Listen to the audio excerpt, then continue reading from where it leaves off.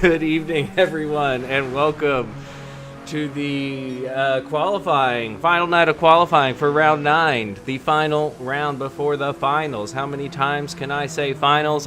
Finally, quite a lot.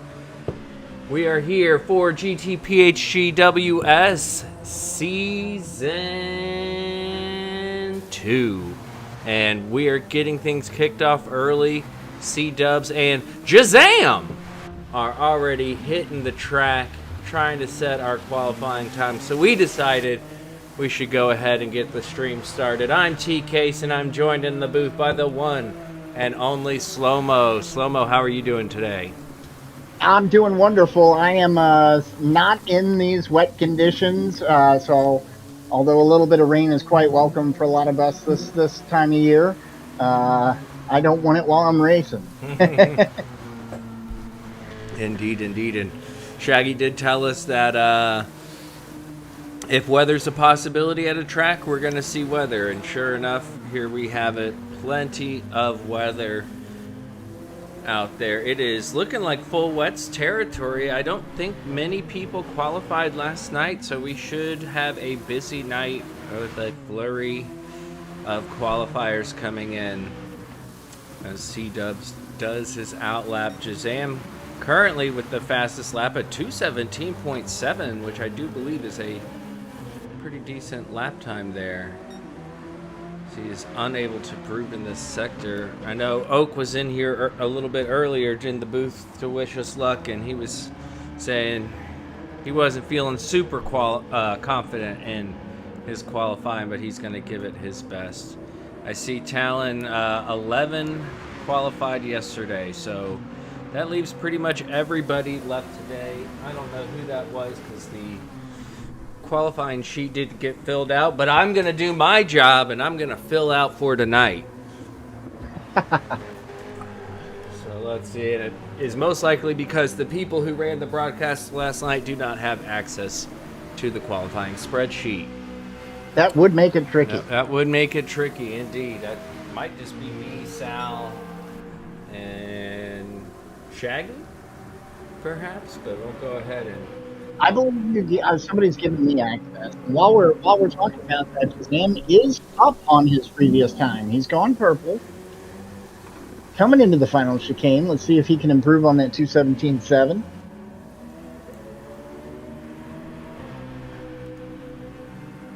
Keeps it tight to the wall, and he does.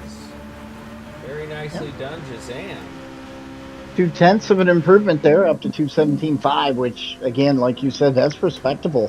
Not to mention it's raining. Exactly. And, you know, for some people, this is an advantage because, you know, maybe they can't... I'm one of those people. I think I would not have been in split 3 at the Spa race if the qualifying hadn't been wet. I think I would have been split 4 for sure in that race, but because of the wet qualifying, I was able to do a little bit better compared to everyone around me had it been dry, as Jazam continues to move ahead on the time boards. C-Dubs yet to set a competitive time, having had gone back to the pits. Both drivers are on the full wets as we come around to Degna 1 and 2, about to go up to the hairpin.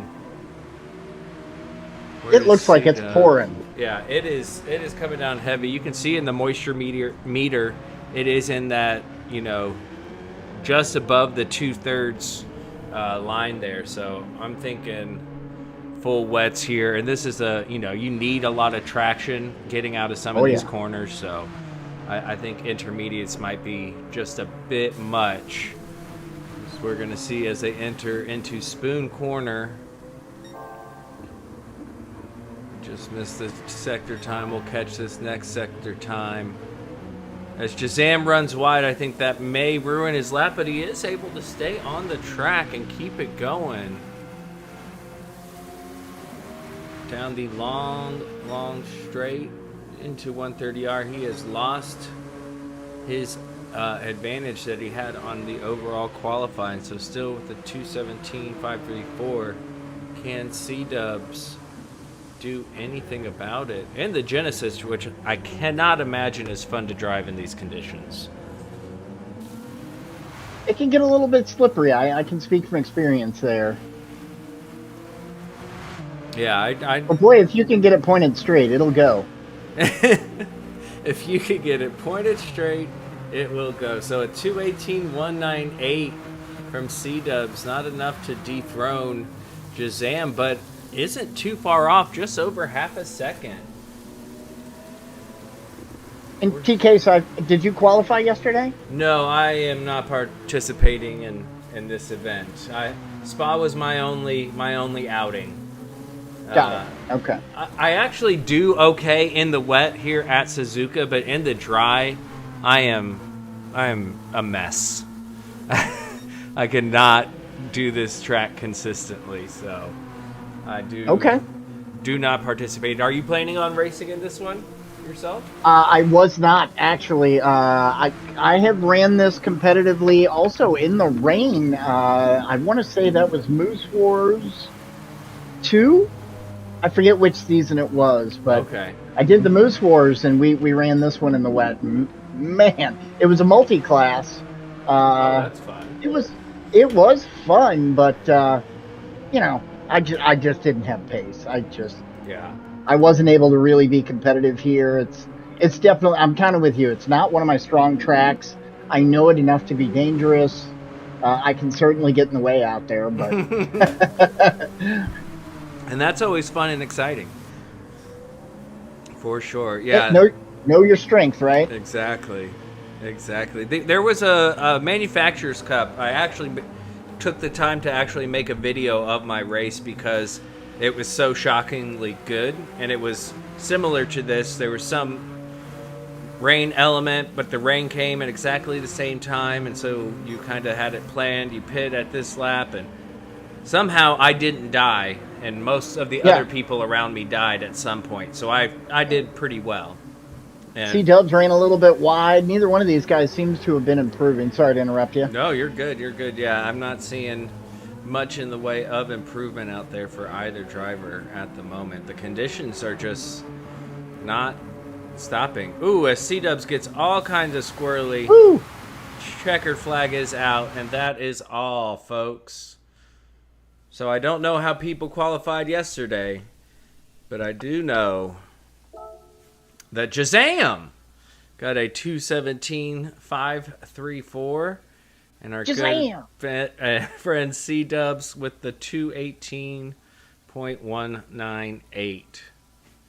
So there we have it, y'all. Lobby is open. We are underway. Qualifying is here for the final round before the finals. Way to kick it off, gentlemen. Thank you for getting it started, and shout out to C-Dubs. He's started broadcasting for us. He broadcasted last night. We appreciate all the help we can get around here. For those of you watching who have no clue what's going on, we are qualifying for round 9, and if you want more information about this amazing league, please click the link pinned in the chat. That'll take you to the Papa's House of Game website, specifically to the GT PHG WS Season 2 information page. It's not too late. You can qualify tonight and race this weekend. It would be awesome. We would love to have you.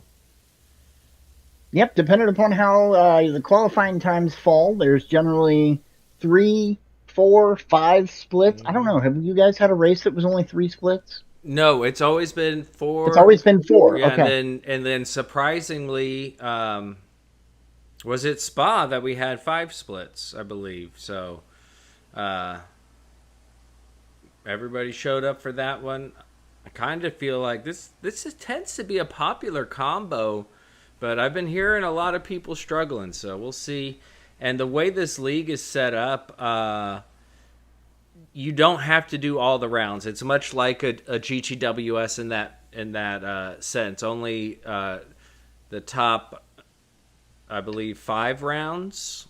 Don't quote me on that. I should know But anyways, you can miss a round or two. And so if you have the points you're comfortable with and don't feel like you can improve here, it does make sense to take the time off. Unless you just love racing. And a lot of us, it's just for the love of racing that we're doing this anyway. So if you love it, come out. Let's do it. Yes, top 5 rounds count towards overall points. Thank you, Shaggy. Big shout out to Shaggy. He is the mastermind behind this lovely league we have here. And we are happy that he came up with this because it's been a blast. And yes, hello everyone in chat. I see Pink. I see Shaggy, Talon, McGhost, Leo, Joe, Nastico, Arrow. Scroll up a little bit. Anybody I missed? Anybody? Bueller. Mr. Casual at the very beginning. Hope everyone is having a great evening. Get your butts in here and let's get to qualifying. And I think Slow-Mo, you're going to go give us a whirl out here, eh? Oh, I'm just going to go out and get a feel for how absolutely terribly slick this is. And it is. It is slippery. Yes, we are on board with you in the cockpit, and the rain is coming down, but I don't see your wipers going. I don't know how to turn wipers on, but you seem to be doing I thought just they were fine. auto. Right? Maybe it's just the camera angle. Let's see if I go into chase cam. Nope. You're going in, but if you're running the bumper cam or the bonnet cam, it doesn't matter.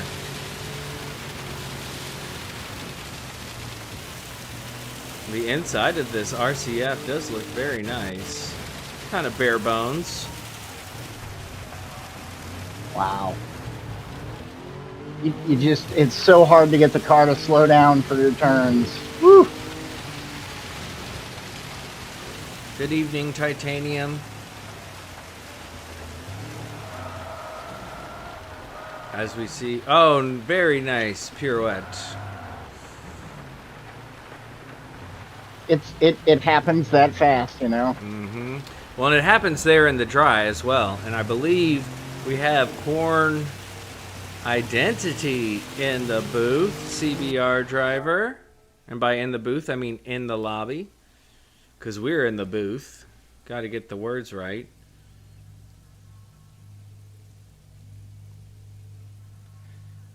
Trying to remember what Corn Identity is driving. He is waiting for Slowpoke, his fellow CBR teammate, to join the room. That sounds like a brother from another mother. Indeed. It's exactly what that sounds like. Well, real quick, while we're waiting, this is a great opportunity to talk about our sponsor. That's right, y'all. PHGWS is sponsored by Lithograph Comics. Lithograph Comics is not a store, but rather a comic book enthusiast bringing awareness to the hobby and the comic book collecting community. Located on Instagram, you'll find Greg, aka Litho, sharing comic book history, stories, and his personal collection spanning a 35-year comic book journey. That's Lithograph Comics, located on Instagram. And in that short sponsorship break, we are ready to rock and roll, Trader Joe. As he decided he's running solo this evening. Now, TK, do you collect comics? No, I don't. Well, I have a bit of a manga graphic novel collection. Initial D, Dragon Ball. Okay. I have the first 2 compendiums of The Walking Dead. A few things like that. Sin City. So some of the graphic novels. And as a kid, I had a handful of comics. I enjoyed going to the comic store and just kind of looking. But I didn't buy too many. But I did watch. I grew up in in my opinion, the golden age of Marvel cartoons with Spider-Man and X-Men. Those comics or comic book turned cartoons Saturday morning were excellent. So big Marvel fan of that era. How about yourself, Slobo? No, so I never really got into the comic collecting so much. I am a huge Marvel fan, but well, I guess you would say Marvel pre-Endgame is the stuff that I enjoy. Everything after that's been a little fringe. So, Fair enough. Fair enough. And big thanks to Aero GT for the $5. Can't race this week. Going to a funny book show with Lithograph Comics. What? That's so cool, oh, Aero. what's up? Have fun. I hope you enjoy it. And thank you, sir. Yeah, I kind of with the Marvel movies. Honestly, I think I stopped after Iron Man 2. Okay. So pretty early on. Well, that's not. I take that back. I put X-Men in a separate category than Marvel. Oh, I've seen most of the X-Men movies. well, they weren't Marvel back then, right? Well, they were technically Marvel, but they weren't Right? being under the same umbrella movie-wise. So it was all owned by Marvel, Okay, but it was right. that was pre-Disney, I believe. Pre-Disney. Okay.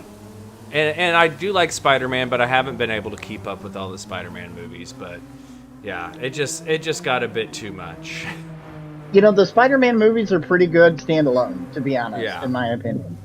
I love the Tobey Maguire ones. I've seen a couple of the ones since then, and then I have seen both of the animated ones, the Spider-Verse movies. Those were Okay. fun. Those were fun. Yeah. Yep. And Corn kicking off his first hot lap here. Also in the Genesis, so we'll see if he can take C-Dub's spot as the top Genesis that I have on record. He's got a nice classic look going there with that flat gray. Love that. Indeed, indeed.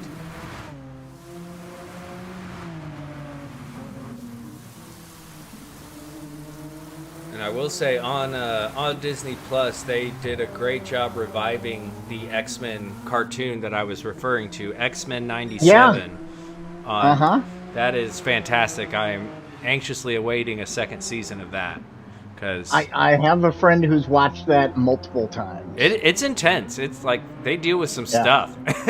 It's not for kids. I mean, kids can watch it, but it's definitely adult themed in the issues that they're dealing with, and really, really good in my opinion. We should get Litho on here one night so we can Pick his brain. have a full on nerd out discussion about Marvel Cinematic Universe. It sounds like you're pretty well up to speed on it, even though you try to act like you're not. Right? It's I pay attention, but I don't need. Yeah. That's one of the things with all the Marvel movies. They're like 3 hours long, right? Like you don't have to watch it to know what happens. True. Like pretty That's much true. all the stories have already been written, and you can gather enough information to be like, okay, I don't feel like I need to see that movie, or oh, that sounds different than everything else they've ever done. I'll try that. Like the WandaVision series, I felt that way about. A 218.474 puts him just behind C-Dubs at the moment.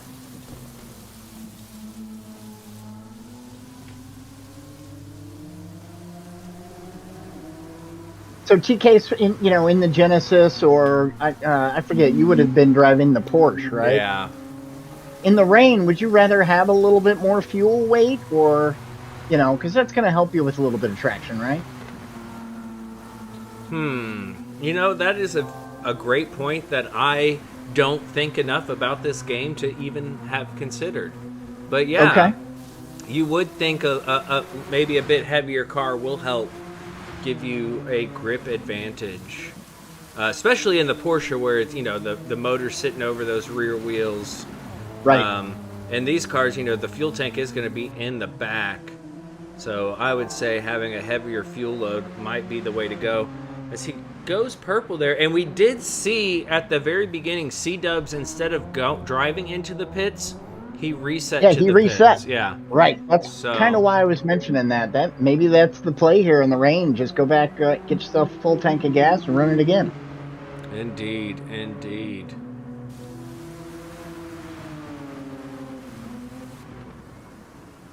And it's looking like as he comes through Spoon, this is I struggle with this corner. Well, it's really like two corners.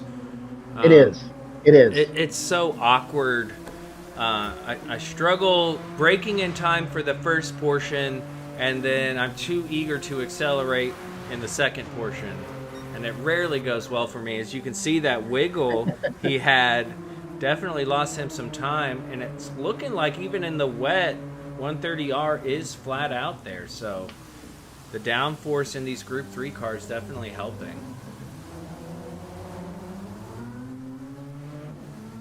You can see him use every bit of the track onto the curbs, not minding the wet. He's not scared. Oh, And he does improve. holy smokes, he found a lot of time in that final sector. Let's make sure that's accurate. The 2:18.084, that does move him ahead of C-Dubs, the other Genesis who has qualified tonight. Very nicely done.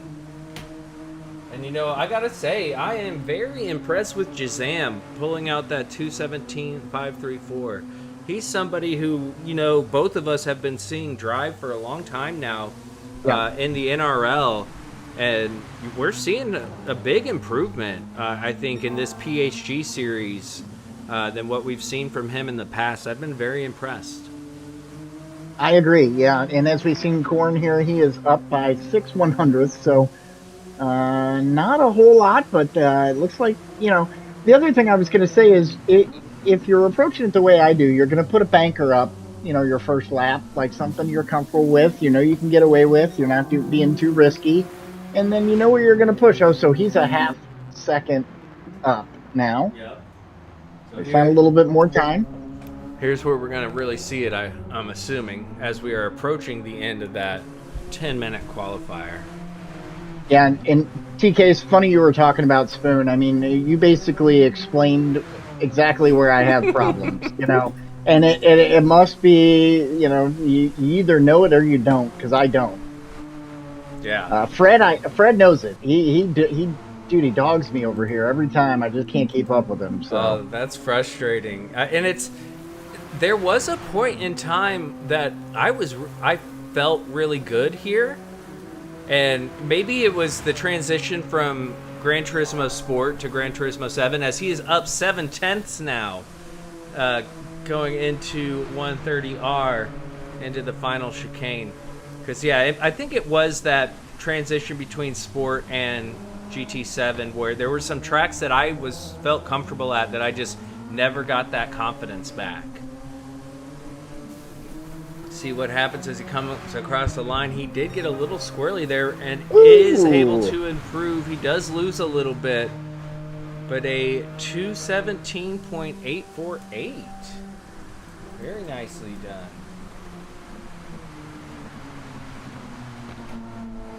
As we talked about, that is certainly respectable. I mean, I'd be lucky to put a 225 up. Yeah, I know that the 217 seemed to be where people are shooting for, feeling comfortable that a mid to low 217 is going to put them where they need to be. Does look like he will get one more lap, so we'll see, and he is way down. But I mean, he was almost up a whole second. Yeah, he was up 7/10, and then after 130R and the chicane into the final turn, he lost about 4/10. So there's a lot of time to be gained and a lot of time to be lost as he returns to the pits. It looks like he's going to take the 217. And that puts him P2 for the day, not too far behind, just about 3/10 behind Jazam.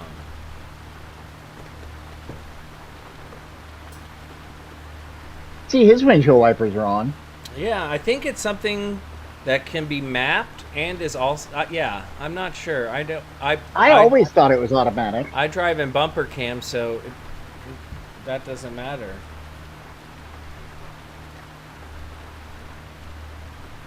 So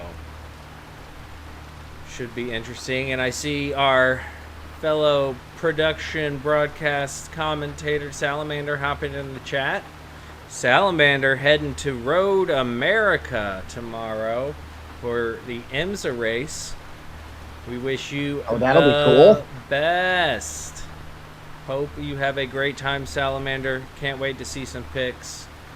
It's gonna be awesome. Yeah, that should be a lot of fun.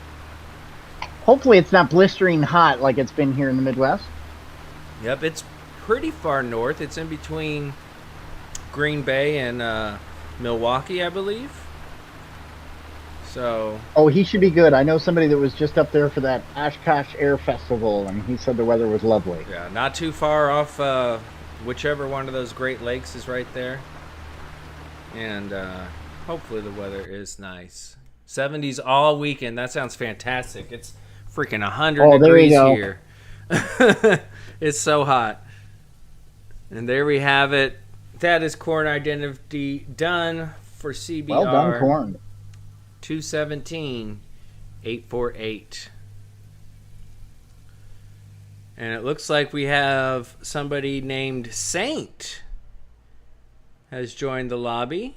And the one, the only, Mr. Joe Collins. Don't believe I have Saint listed, so let me add Saint. Oh, we're adding a new driver. Love it. To my list. How do I... Saint is in the Subaru. I absolutely love it. Nobody else has done the Subaru, as far as I'm aware. No, I don't. Saint, go get him, buddy. I don't believe so. And looking here, that is an American flag I see. Okay. Uh-huh. And going Subi Soob. Dooby-dooby-doo. Indeed. Alright, so we got Saint in the mix. We got Mr. Collins In the Ferrari. in the mix, in the Ferrari. So I guess now's a good time for me to ask questions about the final, because I know everybody that's watching is wondering too. So, one split for the finals, is that right? You know what? Let me pull up some information on that. We can check the website too. Yeah, that's exactly what I'm doing. Final rounds.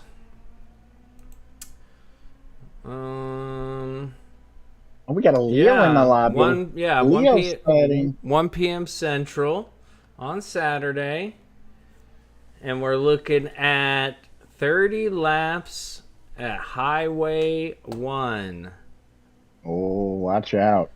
That sounds like a blast. I love that track. Group 4 machinery. So that should be a good time. Group 4's around Highway 1. Not a bad way to spend a Saturday. And it looks like we are underway here. We'll take a look at Saint and a very nicely done Red Bull. Oh, absolutely. That is gorgeous. In the WRX.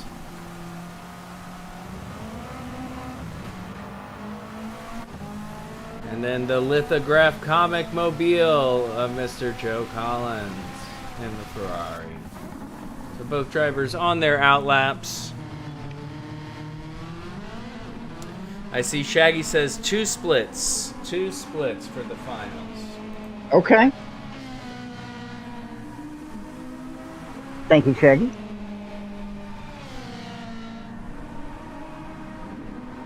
And, you know, I saw a video, and I apologize, I don't remember who to credit for it, but somebody had done a video that, you know, the Subaru is a little bit more viable than most people make it out to be.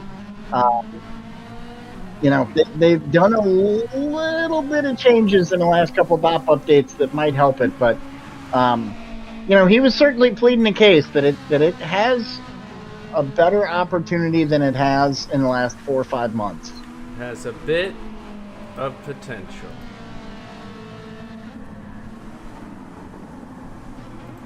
We We'll see. I have not ever had much luck with the Group 3 Subaru or the Group 3 Lancer, but I do enjoy the Group 4 versions of both of those cars.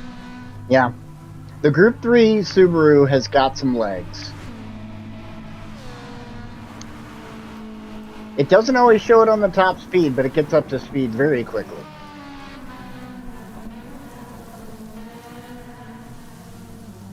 But when you get into a straight next to a Genesis, it's really hard to keep up. Indeed, indeed. Really, for any car, it seems to be a struggle to keep up. And it looks like Joe Collins is going to catch up to Saint here on their first hot lap. That is never good. This is... Oh! Oh! Man. Let me take that back. And he's like, you know what? I need a bit of a gap before we start. Yeah, sorry this for lap. that announcer's discussion there, Mr. Collins. He'll survive. We'll just keep our eyes over here on Saint while he gracefully gets himself back on track.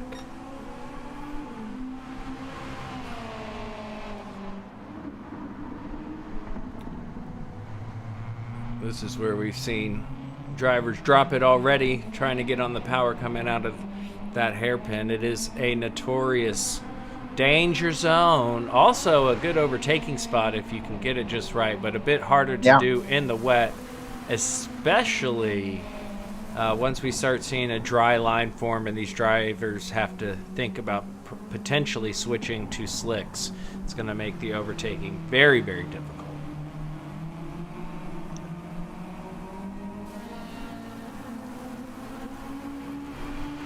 Yeah, and of course, the next question is how much of the race do they have to run in the rain?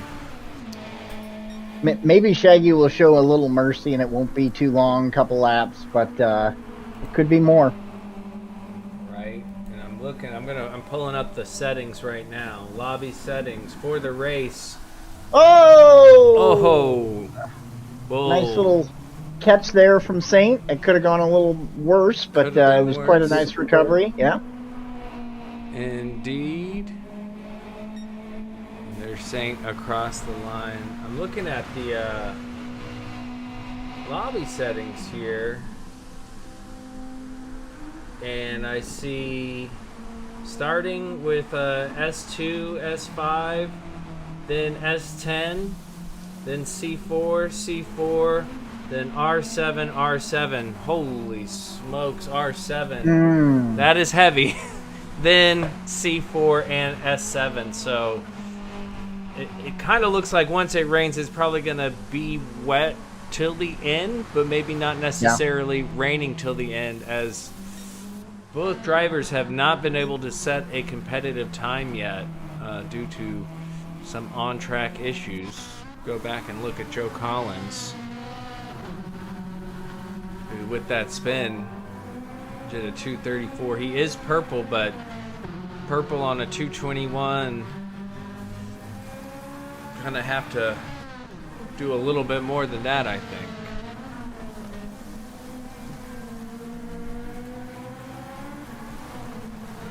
Yeah, and so much of driving in the rain can be, feeling your conditions and what you're dealing with. And, you can practice it 100 times and you get into the qualifying lobby and it just feels different sometimes. So, sometimes you got to let these guys kind of get themselves settled. And it is easy for a driver to get in his own head, TKs, you know what I mean? Yeah, absolutely. It is difficult, and that's another reason I do like these qualifying sessions are fun to see it all kind of play out, and whether or not these drivers can,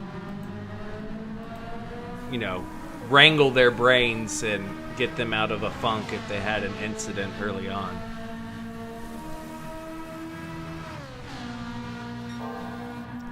As we see big improvement now. That's what we're talking about, Joe Collins. Let's keep it going. The lap's almost done. We're going to hop ahead real quick with Saint as Saint comes across the line. Saint able to improve to a 221.159. But I think Joe Collins, if he gets this final sector right, might have something to say about it. As Joe Andy Collins, 218.816. Well done, sir. That's what I like to see. Good to see Saint in here. Let's hope he can put together a little bit better lap now. Currently sitting at a 221.159.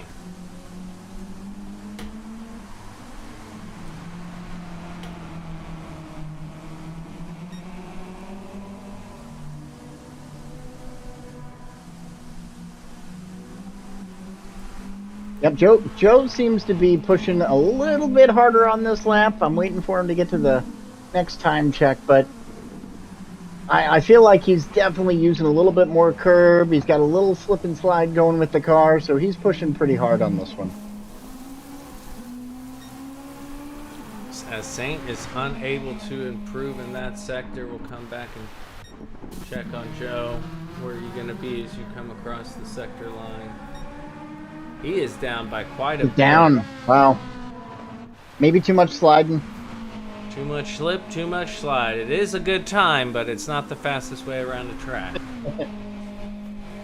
I had a dinner with my little niece the other day, and she was talking about how they were doing slip and slides this summer, and I was like, I miss me a good slip and slide.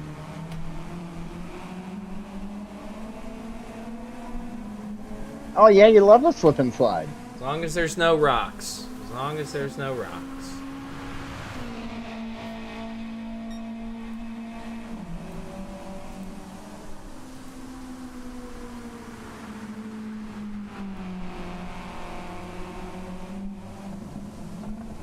So it looks like this. Saint should get one more lap after this. I don't know if Joe Collins is going to get across the line in time. But if Saint can get his foot down.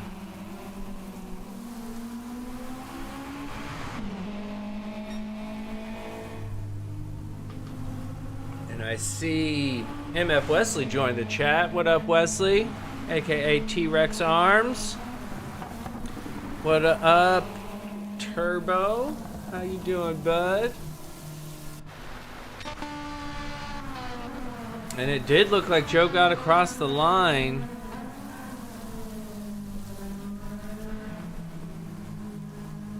Across the line with enough time to do another lap, so let's see if he can improve. Saint is up almost a half second on his previous time if he's going to be able to get this lap done. I think he will.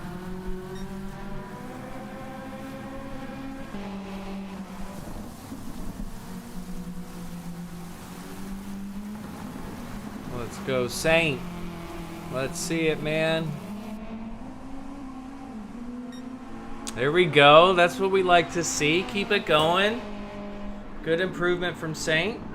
Yep, he's still getting himself a little better time here, and you know how it goes, TK. There's going to be a wide range of qualifying times, especially considering you got these guys going in the rain. So maybe that Subaru is a little bit less than what some people would like it to be, but he's certainly going to be fine. Yeah, he's looking good out there, and it's good to see a variety of cars, and I love the livery. It is very, very nice. Yeah, it is awesome. A little hesitant to get on the power there, but that is the corner we've been talking about most, Spoon Corner.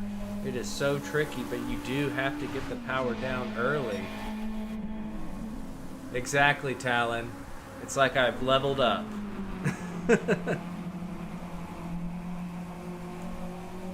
Coming into the final chicane.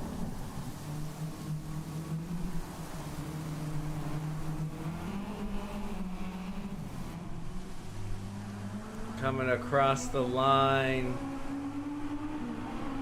There we go. A 220. He will improve. 054. Nice. What an improvement. What an improvement. Well done, sir.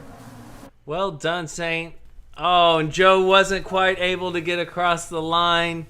That gives Joe Collins a 816 and Saint a 220.054. Very nicely done, Saint. We're glad you joined us. Welcome to the PHG World Series. You just made a splash, sir. GG, Mr. Collins. GG, Mr. Collins, indeed. As well. And I see Saint in the chat. Well done, sir. Welcome, welcome. We are happy to have you. Yes, tail happy. Indeed, we noticed. We noticed. So who's next? That is already 5 drivers tonight to have qualified. I see Leo is in the lobby. He's all revved up and ready to go. And we are rolling through them tonight. Indeed, we got started early. Very little downtime between rounds, yeah. Indeed, indeed. Yes, Saint, if you don't mind exiting out of the race so that Shaggy can reset. Thank you very much, sir. Goes. Again, thank you for joining us. If y'all haven't done so already, I would greatly appreciate it if you clicked the like button. And if you're really feeling cool, maybe subscribe. That would be awesome. I am on my way to 1,000 subs. I would really love to get to 1,000 by the end of the finals of this PHG World Series. It's a tall order, but I think we can do it, and I greatly appreciate y'all and your support. As now, Leo hops on track in the Screaming Eagle. That's what we are now calling Leo's RX-7 with his Army livery, the Screaming Eagle. And listen to that. It's the Screaming Eagle. It does scream. There's no doubt about it. No doubt about it. It's screaming. You know what? I used to complain. It's growing on me. I'm not going to lie. Maybe it's Leo. I don't know what it is. But it's growing.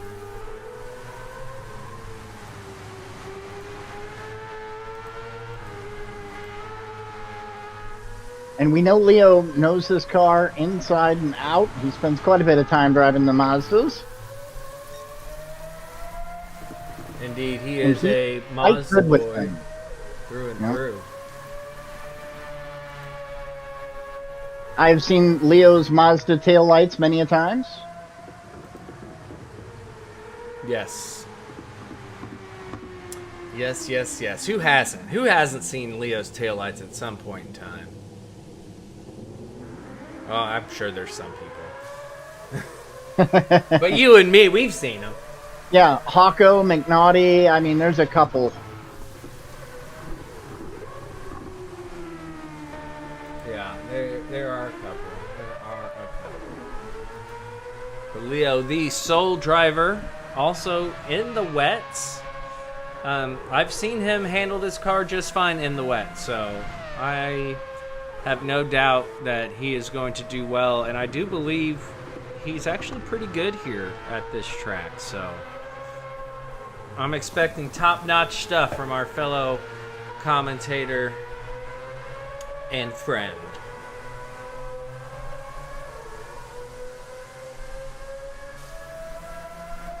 Mello Steven, welcome, welcome. Hope you're doing well, buddy.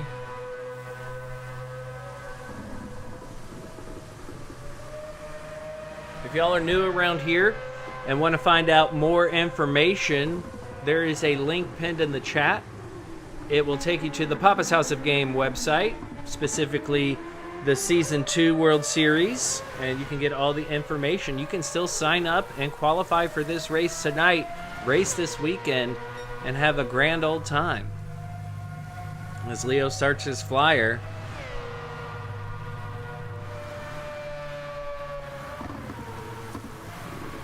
crackle and pops of the exhaust as he downshifts into turns 1 and 2. I do enjoy turns 1 and 2, which is surprising because it's basically the reverse of Spoon. Right. And I like that one. And then this is my favorite part, the S's. I love the S's. Any track where you get to kind of dance on the throttle, you know, just kind of bounce up and down, control the car with the accelerator. I like that. I run the short version of this track a lot. Because in the short version, you take a quick right here instead of continuing on into Degna 1 and 2. And that definitely, dancing on the throttle is a skill that I don't do very well. I have a bad habit of wanting to put the throttle all the way down all the time. And you just can't do that. No. You just can't. You can get away with it in some instances, but overall, it just doesn't work, especially around here. Especially in this corner, you can see how hesitant he is before getting full throttle. And if you've noticed, most of these drivers are having some form of assist turned on, which makes perfect sense in these conditions. Yeah.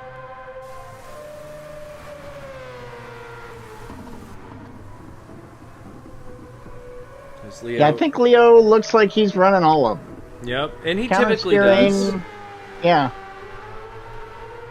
He typically does, yeah. Counter steer, what's ASM? Traction control and stability management. Stability management.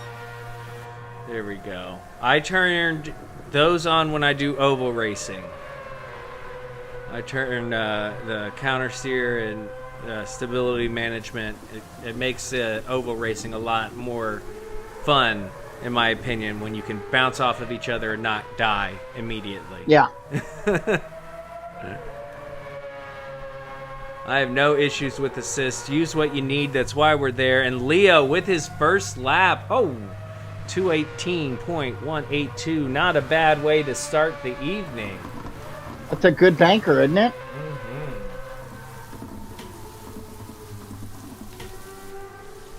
And that, I mean, just that alone puts him third for the evening. So, I mean, that's a great way to start. Ahead is C-Dubs, Joe Collins, and Saint. And if you watch Leo drive, I mean, it's always very smooth. You can see his inputs. He's never jerking the wheel anywhere. It's always nice and smooth, nice and easy. You think he's a professional or something. Indeed. Well, it helps that he's a pretty laid-back guy, and I think sometimes, I think being relaxed is key. If you're too tense, yeah, especially in these conditions where it's easy to be tense. The more relaxed you can be, the better. But we don't want to curse him here, but he's looking good. He was purple. Can you continue that purple? Yes, but not as much. Just a touch. He's trying to get into the 217s. He would love to be a part of it. Can he make it? So he gets on the accelerator. We see the traction control kick on a little bit there as he eagerly pushes. Coming up to Spoon.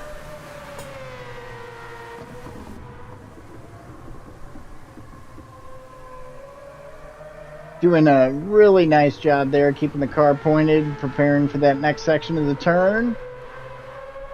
Getting his exit and gone.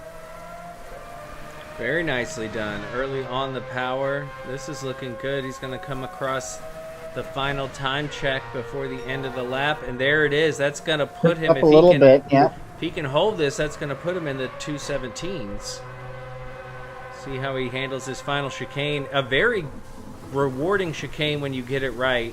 Very easy to get it wrong because it's surrounded by that horrible AstroTurf that just makes it really hard to get on the traction if you mess it up at all. Coming across the line, we got, unable to improve.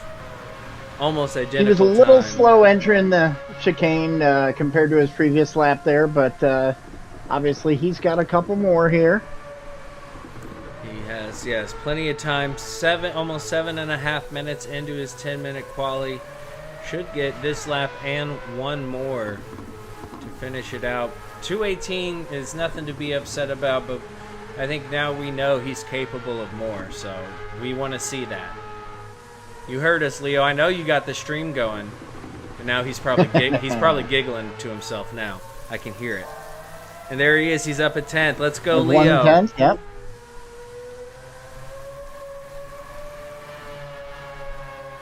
His Screaming Eagle whipping around into Degna 1. Hits the brakes, chucks it in there. Nice little drift.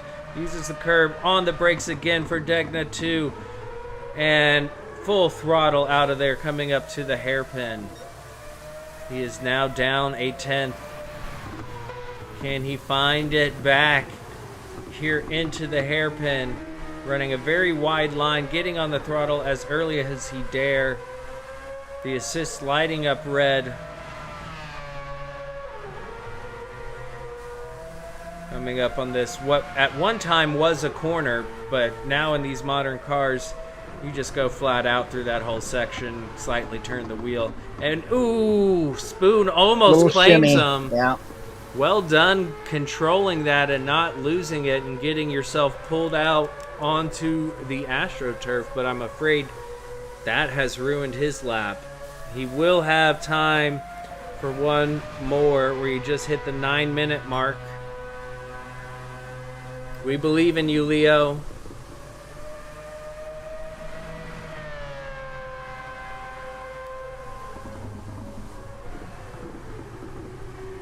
Good time to thank all our military servicemen and women out there for your service. Leo being one of those veterans. Indeed, and yes, the PHG community has quite a few in their ranks. Speaking of one, I saw It's Just Carl jumping in there. Indeed, indeed. So Leo on his final lap. This is your chance, Leo. We believe in you. You got it, buddy. And if you don't, I will never talk to you again. No, that's not true. That's not true. Oh, I was going to say if you don't, you better jump something. Yeah, you better make it worth our while. Get some air. All right, so he is officially on his final lap. And he is up There by we go. almost a half second. Love to see that. No, Degna 1 and 2 is where he lost a lot of time. So let's see if he can take this a bit quicker. Less of a drift, carrying more speed. He definitely gets the apex this time. He missed the apex last time. Yeah, that was very nice. And there we go. He's up at 10th. Still maintains his 10th. You need almost 2/10 though to get into those 17s. He takes that much tighter. Much tighter than before. The single windshield wiper working as hard as it possibly can. It is. That poor little servo motor. really going after it. As he comes into Spoon, he keeps it on track, away from the green stuff. Entering the second part and gets the exit good. He's planted. Got one more time check before the finish.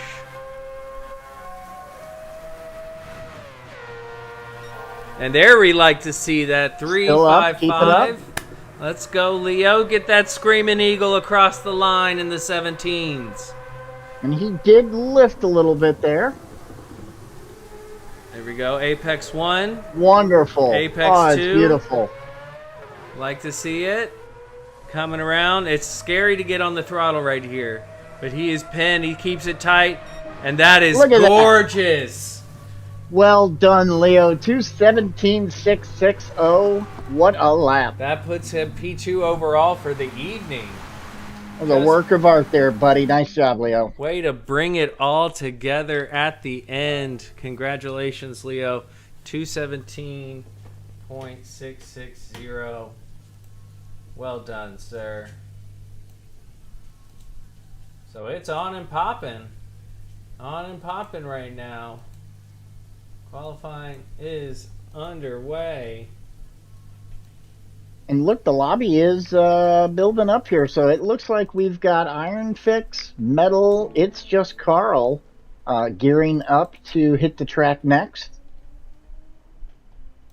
And Metal joined my lobbies last night.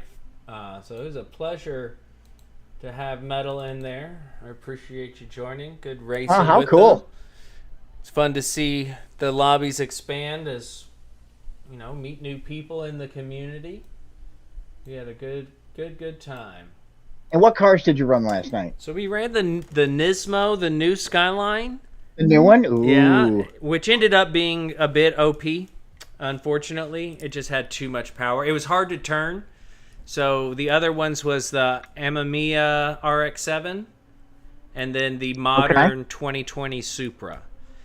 So in certain tracks, they were pretty competitive all around, but any time you had a bigger straight, the Skyline definitely had the advantage. But it was a fun all the way around. Nobody complained. Typically, we have better balanced options, but that one was still fun. We were just trying to find things to make it work with the new Skyline, and we had a good time. And that's all that matters, right? It is. So we got Iron Fixin' Metal getting ready to go. Yeah, I actually just bought my new Nismo tonight and got it set up before we jumped into quali here. I haven't got to drive it yet. No, cool 3 mil. Right? Like, why is it so expensive? It's a drop in the bucket. Because you got to import it, right? Exactly. It's got to yeah. Exactly. No, it was fun. It understeers like crazy, so you have to, as long as you're prepared. Like, I used it at Road Atlanta, and oh my goodness, the number of times I just went straight at turn 1. Oh, instead of making the turn, it just wouldn't turn. So if you brake early and do what you need to do to get it to rotate, it's an amazing car, very stable. It actually suffers from power oversteer if you get on the throttle too hard. And we were running them completely stock, so on the sport mediums, which I believe is what it comes with. So Iron Fix, I love his Audi. I've said it every time. Metal in the Nissan. I know there's some Team Nissan in the chat. Both drivers are on their outlap, and this is a great opportunity to refresh my beverage. I will step away and be right back. Very good. While TK steps away here, we're watching Iron Fix get himself set up for his first hot lap. You can tell the driver's got a little bit of space in between each other there, so they're ready. And I think it's just Carl has jumped out of the lobby and hopped back in, so maybe we'll get to see him next. And it is also peanut butter jelly time. I don't know if Banana is listening to the stream or not, but I love that. That's fantastic. Both drivers hitting the back straight here.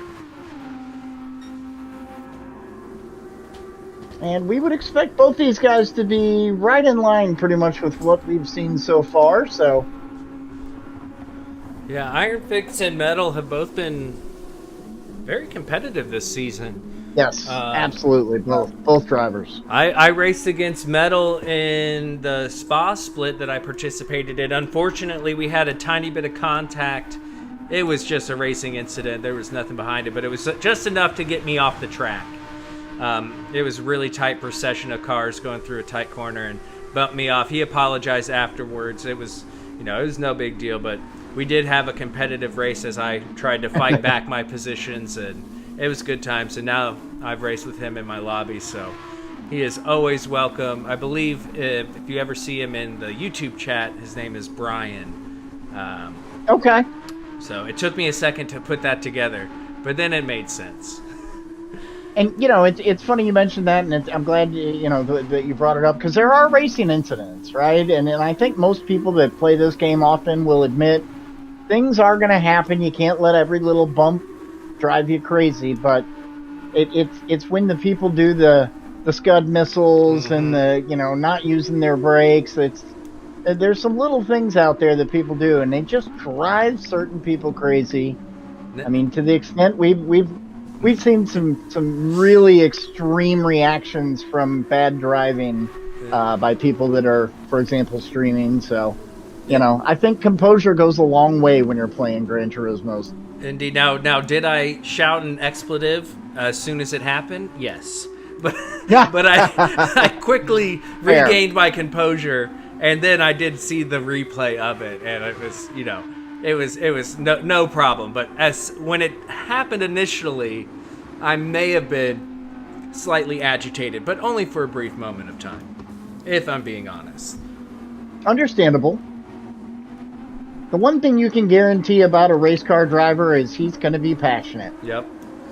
Or she. That's why we love it. I mean, You know, I haven't finished it. There's a great interview with Max Verstappen and one of the former modern Top Gear hosts, not the original three.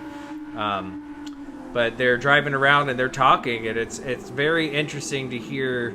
You know, he loves racing more than anything, and he does GT3, he does endurance, he does Formula One, he does sim racing, he has a sim race. Like, he just loves to race. And what else would he be doing? As Iron Fix comes across the line with a 220.4, Metal unable to respond.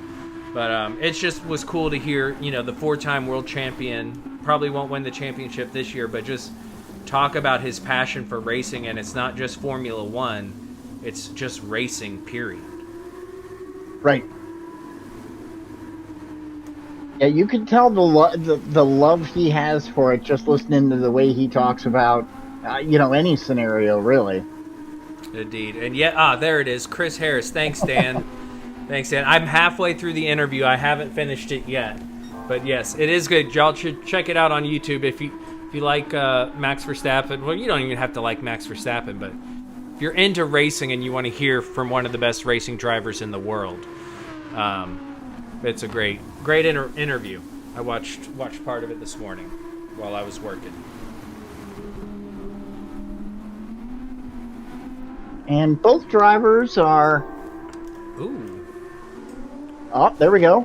Iron Fix is up. Is Metal up? And Metal is down. Metal is not. So we'll stay with Iron Fix. Currently with a 220.475. But he's looking to improve that. And it looks like Metal's really having trouble getting traction down in that Nissan. I see him slipping and sliding quite a bit, unfortunately. So, see if he can clean that up here in his next couple laps. Or tighten it up. Kick up the traction control, maybe. Yeah, he's running no traction at the moment. Which, right. That car, it's been a long time since I've driven that car, and I know it's undergone some changes. With Bop and stuff, but I've always found it difficult, but he's able to improve there still. Yeah, Metal's made up quite a bit of time. He's only down 0.3 at this point. And Talon has pointed something out in the chat. Look at the mileage on Metal's Audi. He's driven, or not at Metal, on Iron Fix's Audi. He has driven that thing 36,000 miles, so he must he must feel pretty comfortable. Unable to improve. Let's see where Metal goes. Unable to improve as well. Metal's best time, a 221.267. Compare that mileage to Metal's Nissan that only has 2,000 miles on it. 2,300. Let's hope Iron Fix gets his oil changed regularly. He might need a rigidity restoration and all that stuff. A little bump it up. I forget who it was. I saw somebody, the streamer that I just randomly caught, and he said he does that before every time he gets in the car. It's like, that's ridiculous. There's arguments that in dailies it doesn't matter because of the way Bop works in dailies, but I don't believe that. But I know people have done tests, but when you're doing lobbies, it for sure affects it. Okay. And so I do, that's one of, like, if we do a one-make lobby, I will buy 2, if not 3 of the cars so that I can rotate, because I'm hosting the lobby, so I can't leave for an oil change. So that by the end of the night, my car's not slow. Because I have done it with just one car, and when you're running for 3 hours, by the end of the night, your car is way slower than everybody else's. As Metal was up on their time, but has a half-second penalty. See how Iron Fix is doing. Mental note to all you guys running on TK's Tuesdays now. You know why TK's is fresh come the end of the races. Exactly, and if we do multiple cars, I get all of them and just rotate. And use one for each race, so each one only gets used 2 or 3 times. That's smart too. Okay. As Iron Fix looking to get into the teens here. Currently he is looking to improve. A 220.475.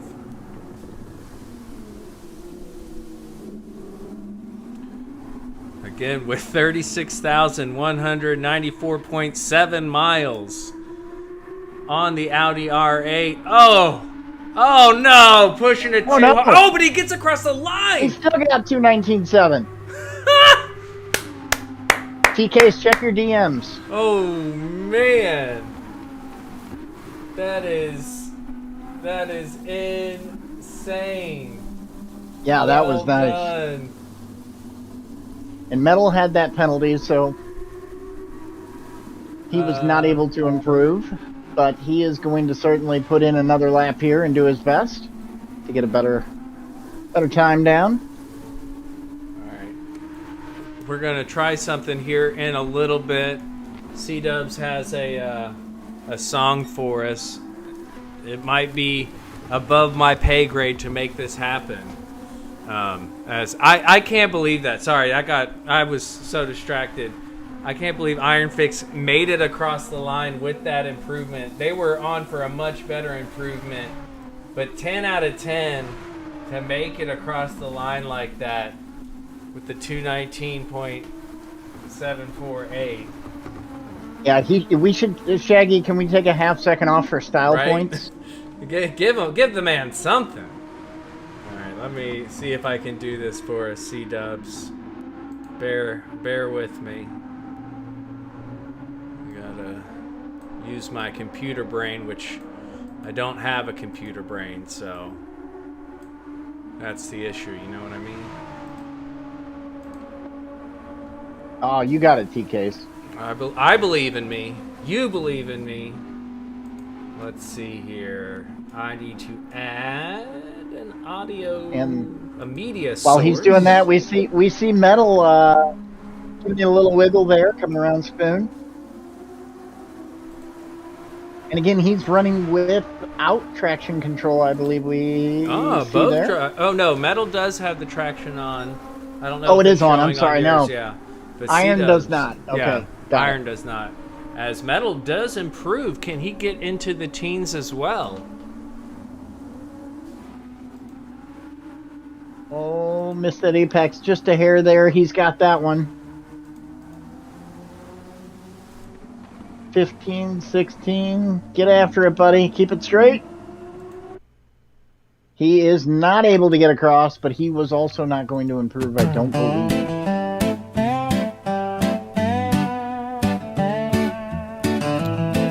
He got cut off right at the end. Right at. So where does that?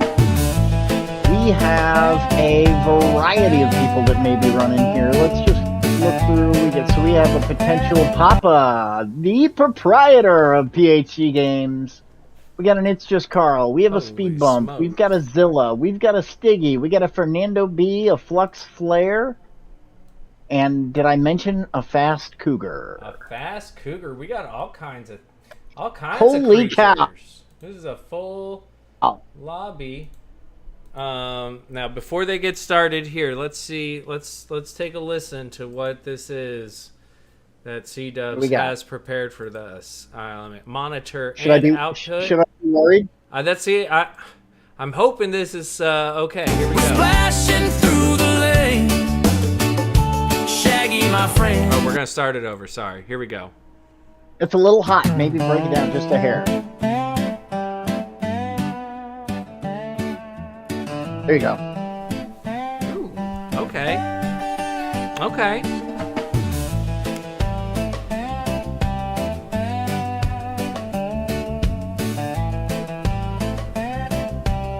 This is courtesy of I don't know C-Dubs. why, but the skies always break every time Shaggy sets the stage.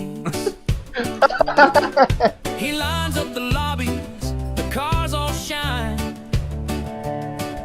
but here comes a storm right on time. Oh, Rainmaker, why you gotta pour? We just want the track dry, nothing more. Oh, this is great. Every race, splashing through the lane. Shaggy, my friend, you're bringing the rain.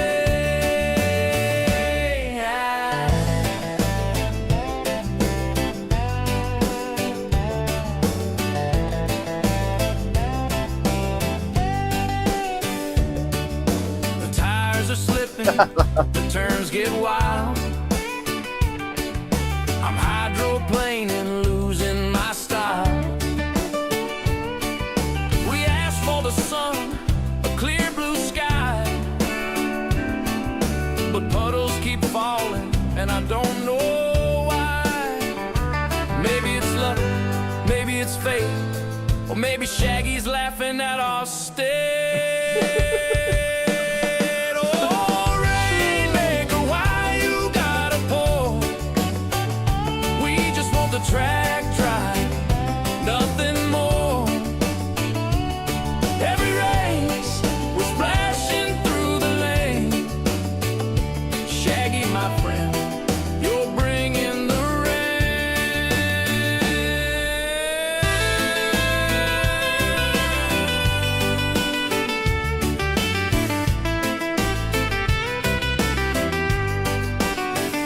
I see him grinning behind the wheel. He loves the chaos, that's his deal. But one day soon we'll outsmart the skies and leave the Rainmaker high and dry. Oh, Rainmaker, why you gotta pour? We just want the track right, nothing more. Every race, we're splashing through the lane. Shaggy, my friend, you're bringing the rain. Oh.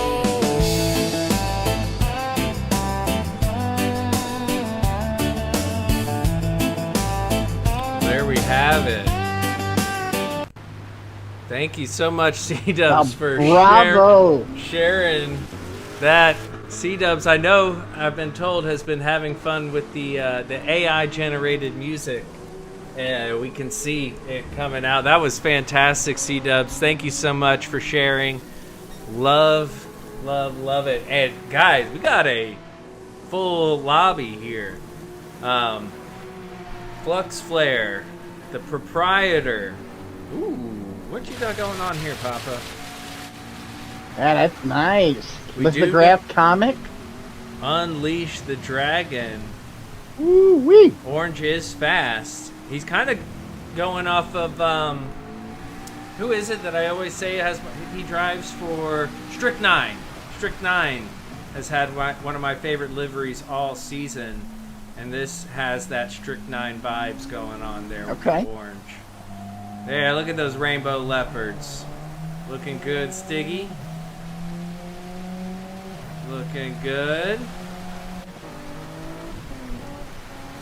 Dad in the Supra. I believe Dad was new last week. Good to see them back. Now this is interesting.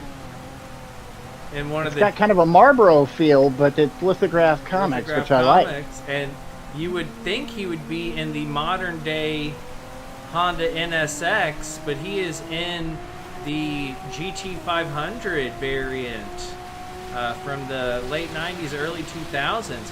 A lot of top speed with this car. A lot of top speed. So that's an interesting choice from Speed Bump. Yeah, maybe a cheat code there. I think it might be Fast Cougar in a gorgeous McLaren, part of the PHG Elite.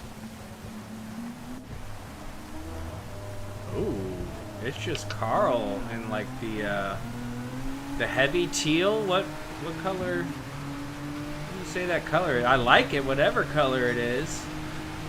You know, I would have to get out the crayon box. Right. I'm not sure exactly what color it is, but I like It it. looks good, especially with the yellowish gold wheels there. Very Yeah, I like your simple. description. I think heavy teal makes sense. Heavy teal, yeah, there we go. Looking good, Carl. Looking good. Your fellow Lexus teammate, Slow-Mo, as That's right, RSR Mr. Zilla. Zilla. That's right. Very nice. Zilla's has been doing good for Team Lexus. Hopefully I did a little bit in the background to give them some extra points, but these guys are ones that are actually racking up the tally. And Team Chevrolet, Fernando Button. Fernando. part of the BHR, Beehive Racing. Shout out to Brigsby. Y'all all know who he is. What a great That's member right. of the community. There's not a more supportive, uplifting person out there. Agreed. Brigsby is a legend. It looks like Flux Flare will be our first to set a lap, and he's a good bit ahead of Papa. So we'll get a little bit of a breather, and then it's going to be a flurry of times across the line. Yeah, we're going to be busy on this one. Got my spreadsheet ready, but I'm not very quick. So Speak guys, of the I devil, just joined. it's Brigsby. What up, buddy? I'm curious, what times have we been seeing tonight? Oh, I just got and here a few minutes Tussum ago. Box hey, is joining what's up, us. Tussum? Good to see you, Tussum. So far, well, it's about to pop off, Tussum. Flux is about to set his first time. However, we have 8 drivers who've set their time tonight. Fastest being a 2:17.534. Not anymore, because Not Flux anymore. with a Woo! 2:16.769. Wow. That is blistering fast. Now, Tussum, have you qualified already? No, unfortunately, I will not be racing this weekend. I will be out of town. Oh. But I did do a little bit of practice yesterday for about 10-15 minutes. Only managed like a low 218 in the Viper, so I'd have a lot of practice to be matching a 216. And I saw that, was it Zilla that did a 215 yesterday? What? Oh, goodness. Those are some crazy times. Well, no, Zilla's Zilla's in this tonight. lobby. Oh, no, it was Talon. Talent. Okay. I think it was Talon. That Wow. sounds right. That sounds like something that makes sense. I'm just trying to go through and record these times real quick. Stiggy with a 2:19.044.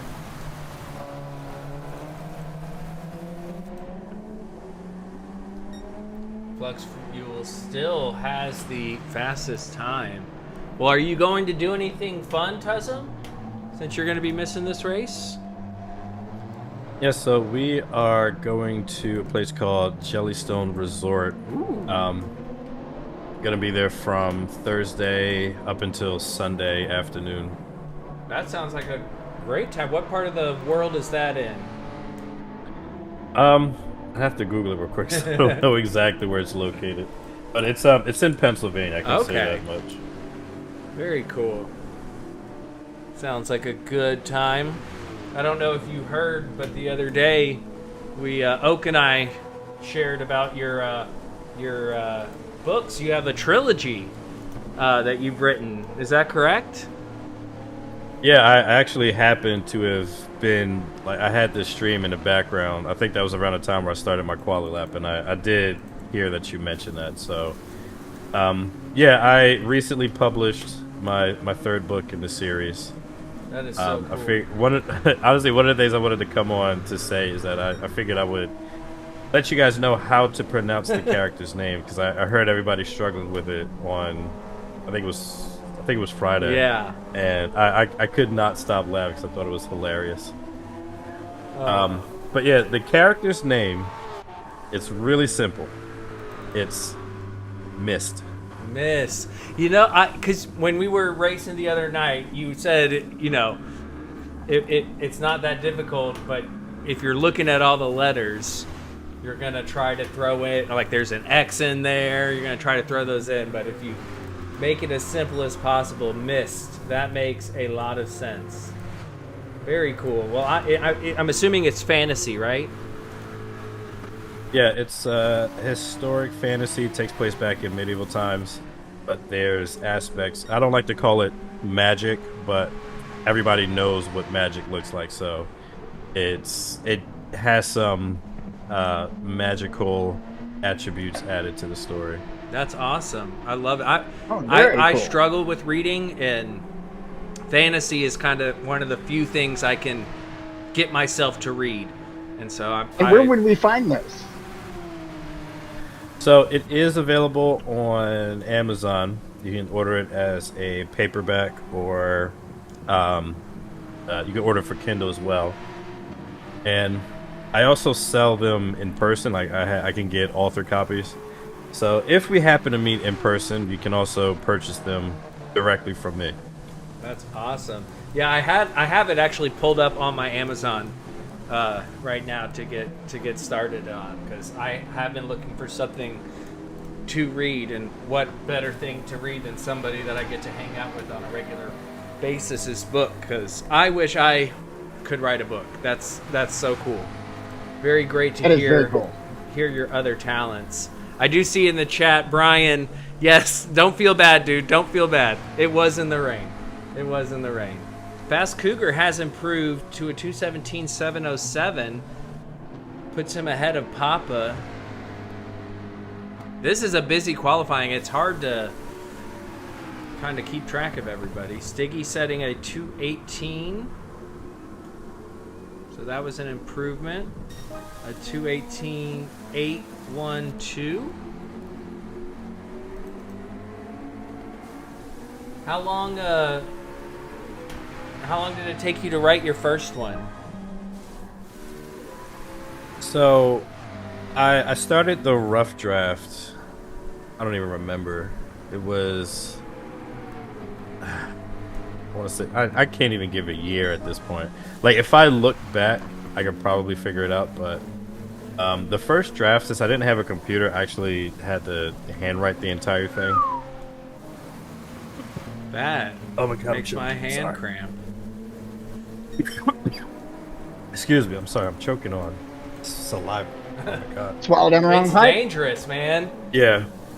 Dude writes a book But yeah. but can't breathe. Yeah, the first draft of the book, it was actually the first 2 books in one story. Okay. And that took up it took up 5 composition books. Wow. And then after that, I like set it aside.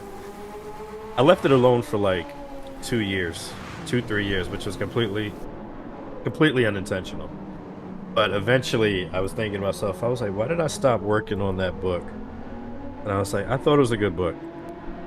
And I'm not just saying that because I wrote it. I thought it was a good story. Yeah. So I eventually sat down. I was reading through what I initially wrote down. I was like taking note of all of the extra details I wanted to add in on the second draft. Started working on the second draft, and then I initially wanted to go through a publisher, not through Amazon self-publishing. Right. But I couldn't get an agent to represent me to sell the book to major publishers. I was trying for like 2 years. Yeah. So after a while, I split what was the first 2 books. It was initially just one big book, but I split that into 2 stories. I can't remember the exact date of when I published the first one, but it was some years ago now, like maybe like 3-4 years ago. Oh, and we've run out of time. Very cool. So while Yeah, we that's were awesome. talking about that, Flux needed to put down an even better time of a 2:16.082. Then we have Fast Cougar with a 2:16.949. Slow-mo, do you mind reading through these while I copy them Yeah, down? you want to put them in? All right. Yeah. So we have Papa, who put up a 2:17.765. Stiggy would be our next driver with a 2:18.812. Then we've got Daddy O putting in a 2:19.998. Wow. Zilla in Team Lexus on the 2:21.239. Speed Bump, our next driver there down the list with a 2:22.189. Fernando Buttons in that Corvette with a 2:22.373. And I forget, are there more after that, or was it There 8? is 2 more, or 1 more. Oh, It's just Yeah, Carl. we've got It's Just Carl with a 2:22.985. Wow. So that's 17 drivers so far tonight Flux Flare, Fast Cougar taking P1 and 2. Papa's sliding in P5. This is not accounting for yesterday's drivers. Unfortunately, I do not have that. So this all has an asterisk beside it. However, Dad in P11, Zilla P13. Then we have Speed Bump, Fernando, and It's Just Carl for 15th, 16th, and 17th. So good showing. I was not expecting those 216s right there, showing you how strong that Porsche is in the wet around here. That is very fast. I mean, obviously we've seen some really nice times in the 217s and somewhere in that neighborhood, but boy, those guys just blew them both out of the water. 216.9, 216.0. Well done. And we have a McNaughty sighting. See how he can wrangle that there Lambo. That Lambo, yeah, buddy. It's we a got handful. Nasty, we got a moose, and a banana. Oh. Banana. It's Well, Tosin, peanut you've certainly butter. been busy, man. Publishing books, you're doing international race broadcasting. You got all kinds of stuff going on.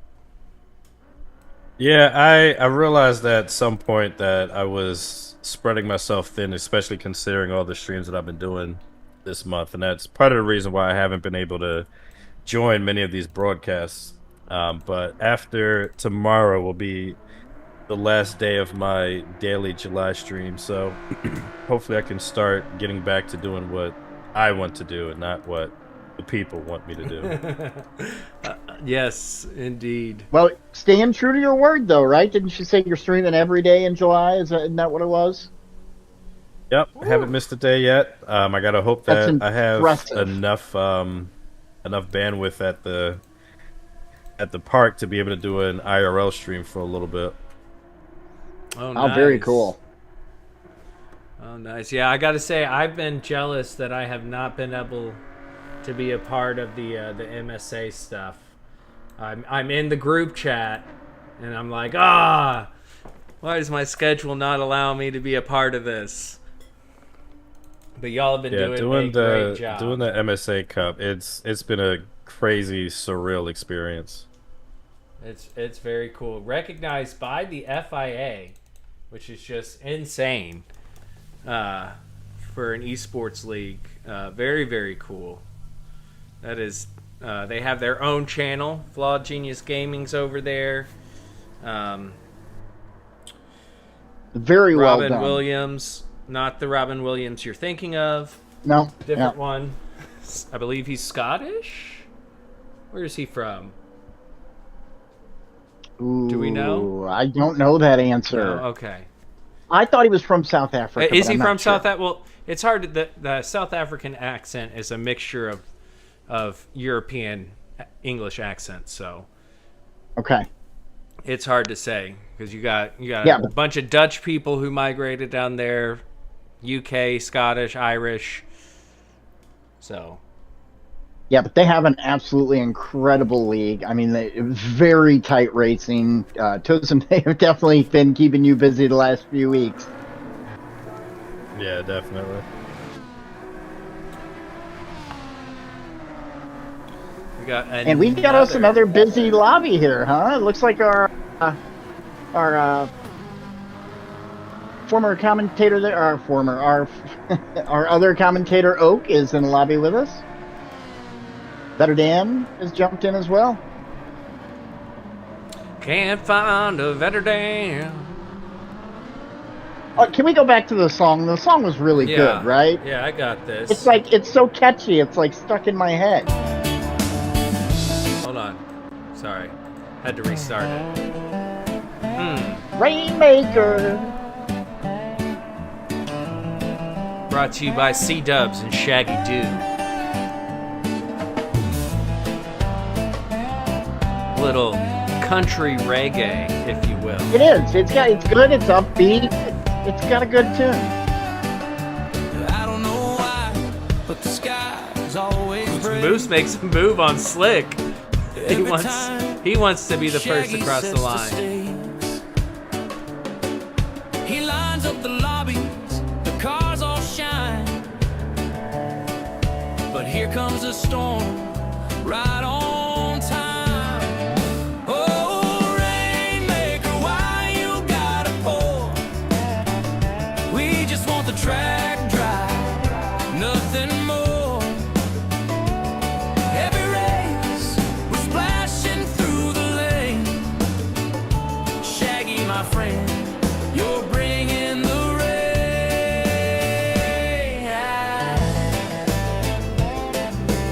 almost got like a Margaritaville feel, Yeah. you know? Yes, exactly. Like a Jimmy Buffett style, kind of. The tires are slipping, the turns get wild. Got some There's the one and lithograph. only McNaughty. I'm hydroplaning, losing my style. Hopefully he's not hydroplaning. We asked for the sun, a clear blue sky, but puddles keep A lot of falling, drivers not driving and I with don't traction know control. why. Maybe it's luck, maybe it's fate, or maybe Braver than me. Shaggy's laughing at our state. Booty sweat. Oh, Rainmaker, So two different why you gotta boards on the pull? track as well. We just want the track dry, nothing more. Every race, we're splashing through the lane. Shaggy, my friend, you're bringing the rain.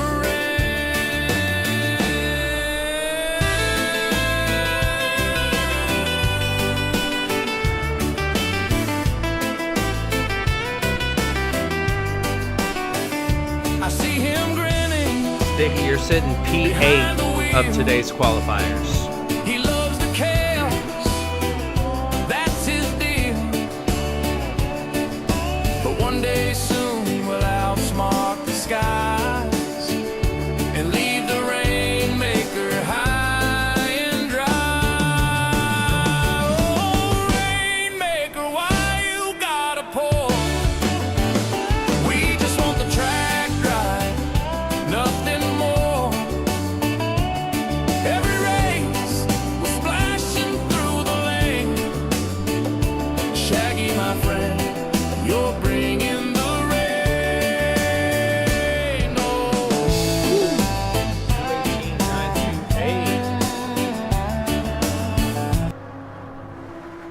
By Moose setting the first time, or no, a 2:16.928. I had that falseness on the screen.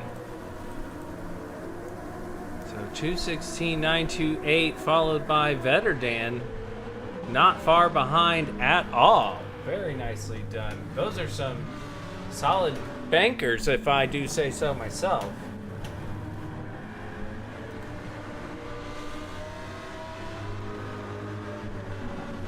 Vetterdan with a 2:16.944. Yeah, you got a couple in the 16s, a couple in the 17s. They appear not to be afraid of the rain, like you mentioned. Not everybody running traction control, which, you know, not everybody does in all the weather conditions. I'm one who I really don't like it in the dry, unless I'm driving one of those crazy, historic formula cars or something. Oh, no! As Degna 2 claims McNaughty, he resets to the pits. I was just about to type in his time. That's not helpful. I can tell you, he had a 2:17.415. Thank you. 415. Yeah, Degna 2 taking its toll there, trying to get on the power. But in the wet, I definitely always run traction control. Don't think there's anything wrong with it. If you need it, use it. If you don't need it, more power to you. As Oak in the interesting choice here. So typically the M6 has been the stronger Group 3 car. Are we thinking in the wet the Z4 is better? As he goes purple now. I've seen the Z4 used in more high-speed circuits. Okay. I don't know how it does in the rain, but I mean, he just went purple after sector 3? Yeah. So I mean, he's doing something right. Doing something right. Oak, a competitor for sure. Even when we're out there having fun, he is competing a 2:16.692. Very nicely done. If I can find him on the list. I believe we can quote him in saying, if it's within the regulations, it's allowed. Am I right? That's right. That's Oak. He's going to use what he can as long as it's legal. He's using it, and he's making it work for him out there. McNaughty on his outlap now in P4. Banana using the M6. the different option of the Group 3 BMW. So we have 2 different BMWs and 2 different Fords out on track. This is Bananas. Looks like going to be his first real competitive time to put down. He must have been having some issues. And He has his current best time is a 2:18, 2:37, but I think we all know Banana's got something quicker than that in the bag there. Yeah, we definitely know that. Now that it's no longer a mystery who this character is, we know who you are. As he goes purple there, so he is improving on not only his time but on Oak's time, but he's running into some traffic, taking a wider line in the hairpin, hoping to get on the accelerator a bit sooner. He's got Slick in front of him. That has to be a bit tricky in the wet here, as the rain just does not stop, using all the track. Coming up into Spoon. Now, Tussum, is there a part of this track that you just struggle with every time? Well, honestly, Slick going off. So, I mean, Suzuka, it's not really my strongest circuit. Like, I feel like my biggest weakness is the S's. I just can't seem to figure out the optimal rhythm there. Okay. Yeah, and then like when I was doing my practice laps in the Viper, I just didn't feel like I could get the grip down. It was a different experience from Spa. Spa is more of a high speed track, so the Viper can shine a little bit more there. Right. But I feel like I can't use my car as an excuse because Vetter Dan ran a 16.9 in a Corvette, so yeah, I don't know. Like, I'm mostly just gonna say it's a skill issue on my part. We see Banana making an improvement there to a 2:17.533. It's funny. That's the exact opposite for me, Tussum. I love the S's, and it's really the only part that I feel confident in, and that's why I love the short version of this track. Anything after that is just an absolute disaster for me, especially Spoon. Yeah, Spoon is another tough corner. So Moose currently sitting in P2, on board with Slick. This is the final lap. Can they improve? Coming into Degna 1, and ooh, that's wide. That's wide. Can he get the second apex? He does get the second apex. He managed that well. It looked like he slid a little bit, but was able to recover and get it pointed in the right direction again. And I see we actually helped Vetter Dan with his time because he was running no TC until he heard us mention that and remember to turn on his traction control. So thank traction control and your fellow commentators. Maybe no longer a curse, but a little lucky charm, if you will. The commentator's gift? Yeah, the commentator's gift. That's what we do here. You might not always like the gift, but we keep on giving. I see somebody's ombre has entered into the lobby. Yep. Fred Bird sighting. He's ready to rock and roll. He wants to race for an Ultra. Ooh. Slick running a little wide. Yeah, you can see how much they're pushing it. Like, really pushing here.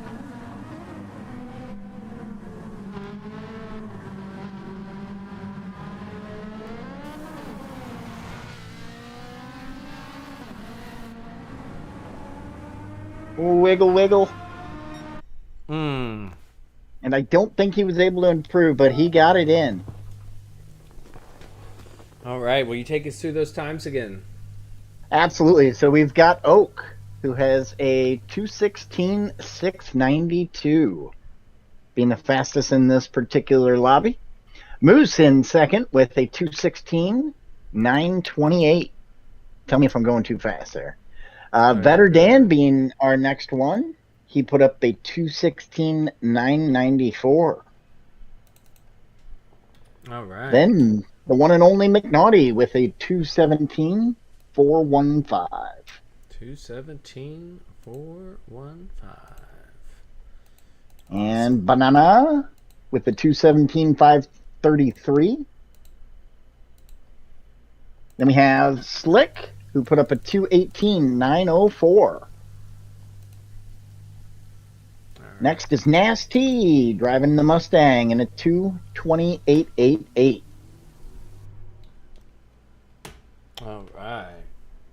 And that wraps up our qualifying group of 7 there. 7. Wow. These big qualifiers go by very quickly.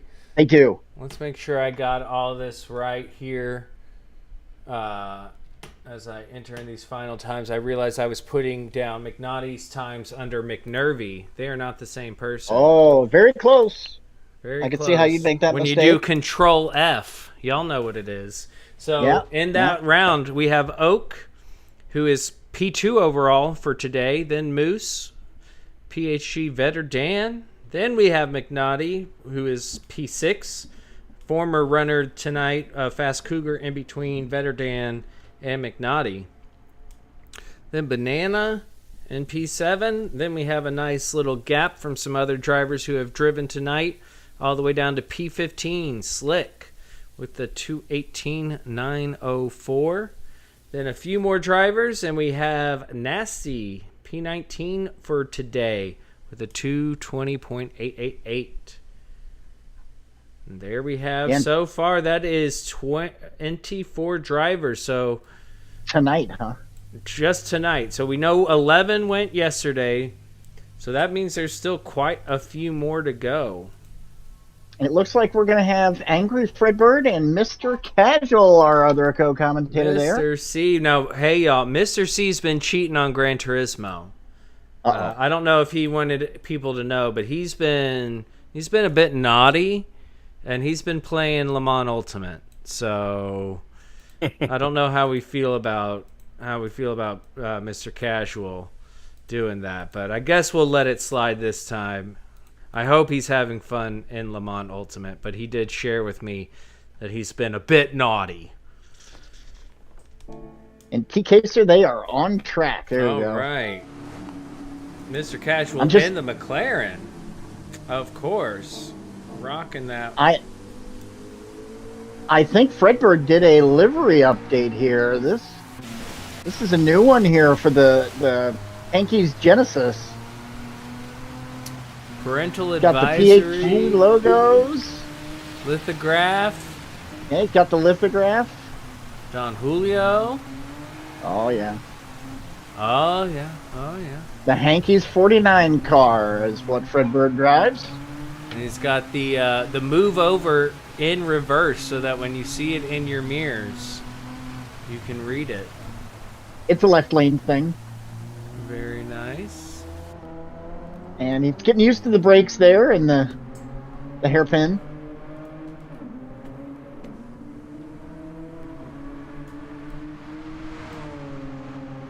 And I know Fredbird knows this track fairly well. So like I said before, he's got Spoon under control. This is always where I watch him pull away. So who's been playing Gran Turismo longer? Or did one of you get the other into it, or has it just been tale as old as time? Wow, I mean, if you're going back to the earliest versions, we've both been playing since the first one came out. Mm-hmm. I was the first one to have this simulator. I did that right before I got my simulator set up right before GT7 came out. So I played Sport for like a month.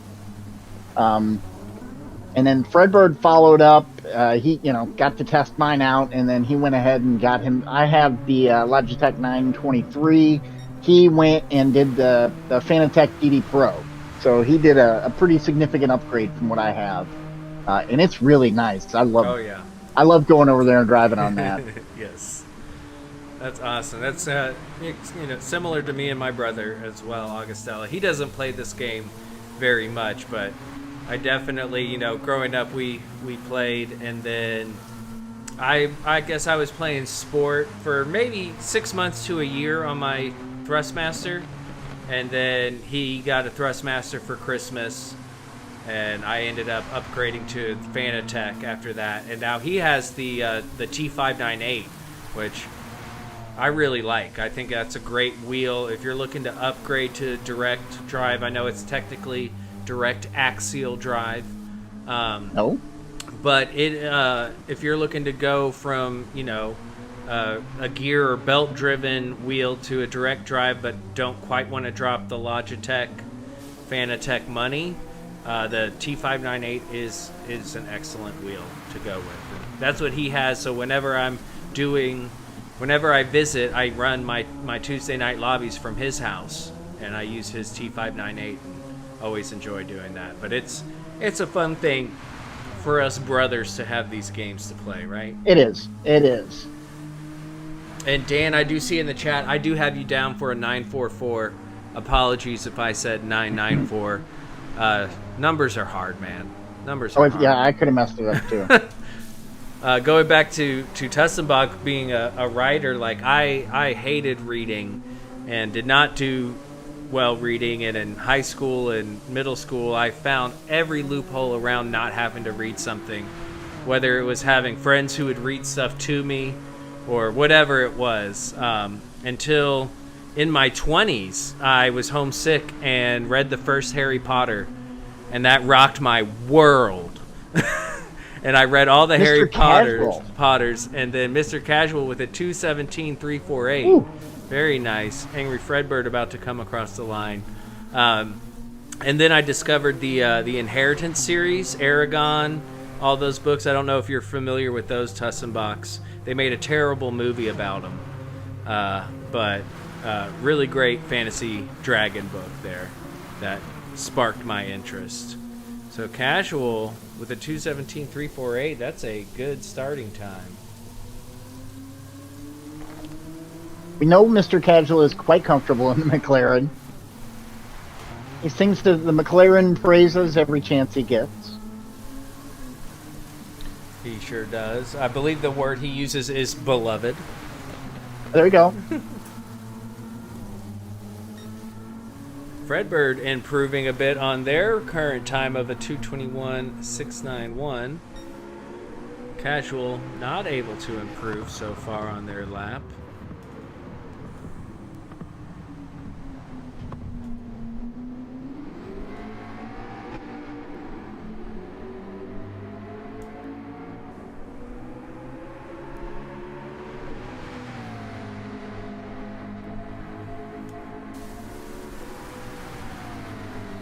Is that Pink Panther?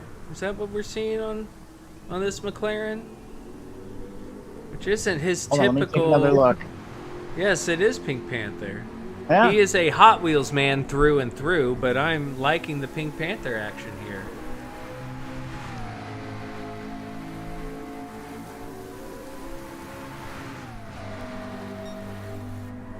And Mr. Casual is not looking like he's going to improve on that time on this lap. Angry Fredbird going through Spoon. And he does look comfortable and smooth going through that. Not running too wide, touching the green stuff. Yeah, now TK's back to the question that you asked about, who's been playing longer. What I would say is Fred plays much more than I do. Fair enough. You play He other definitely games as well, right? I do, yes. Yeah, well, actually, Fred does as well. He plays a lot of Grand Theft Auto with us. But yeah, I definitely do play some other games. I love the sim, but the dailies just, they're not all that fun sometimes. So Heard that. That's what makes these leaks. And oof, Redbird took the words right out of my mouth. lost a lot of time. Yeah, that's what makes these leaks so much fun, is something different, something to do. Yeah. Some great competition, good camaraderie. Yeah. And also just, honestly, and most people who subscribe to my channel also subscribe to everybody else's, the PHG crew, everybody.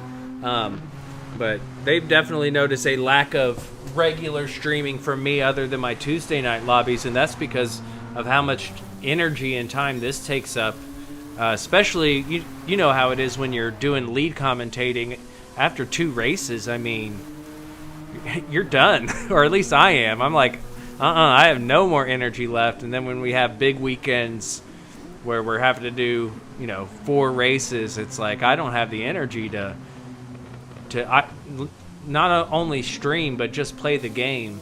But I have been finding myself playing a little bit without streaming, which I hadn't done in a while, and it was a nice, reconnection with the game, I guess.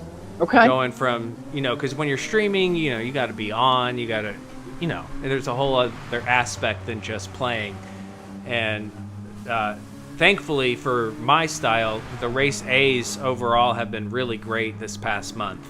And so I've done a lot of just driving off stream and kind of reconnecting with the game in a way that I hadn't done in a while, which was really nice.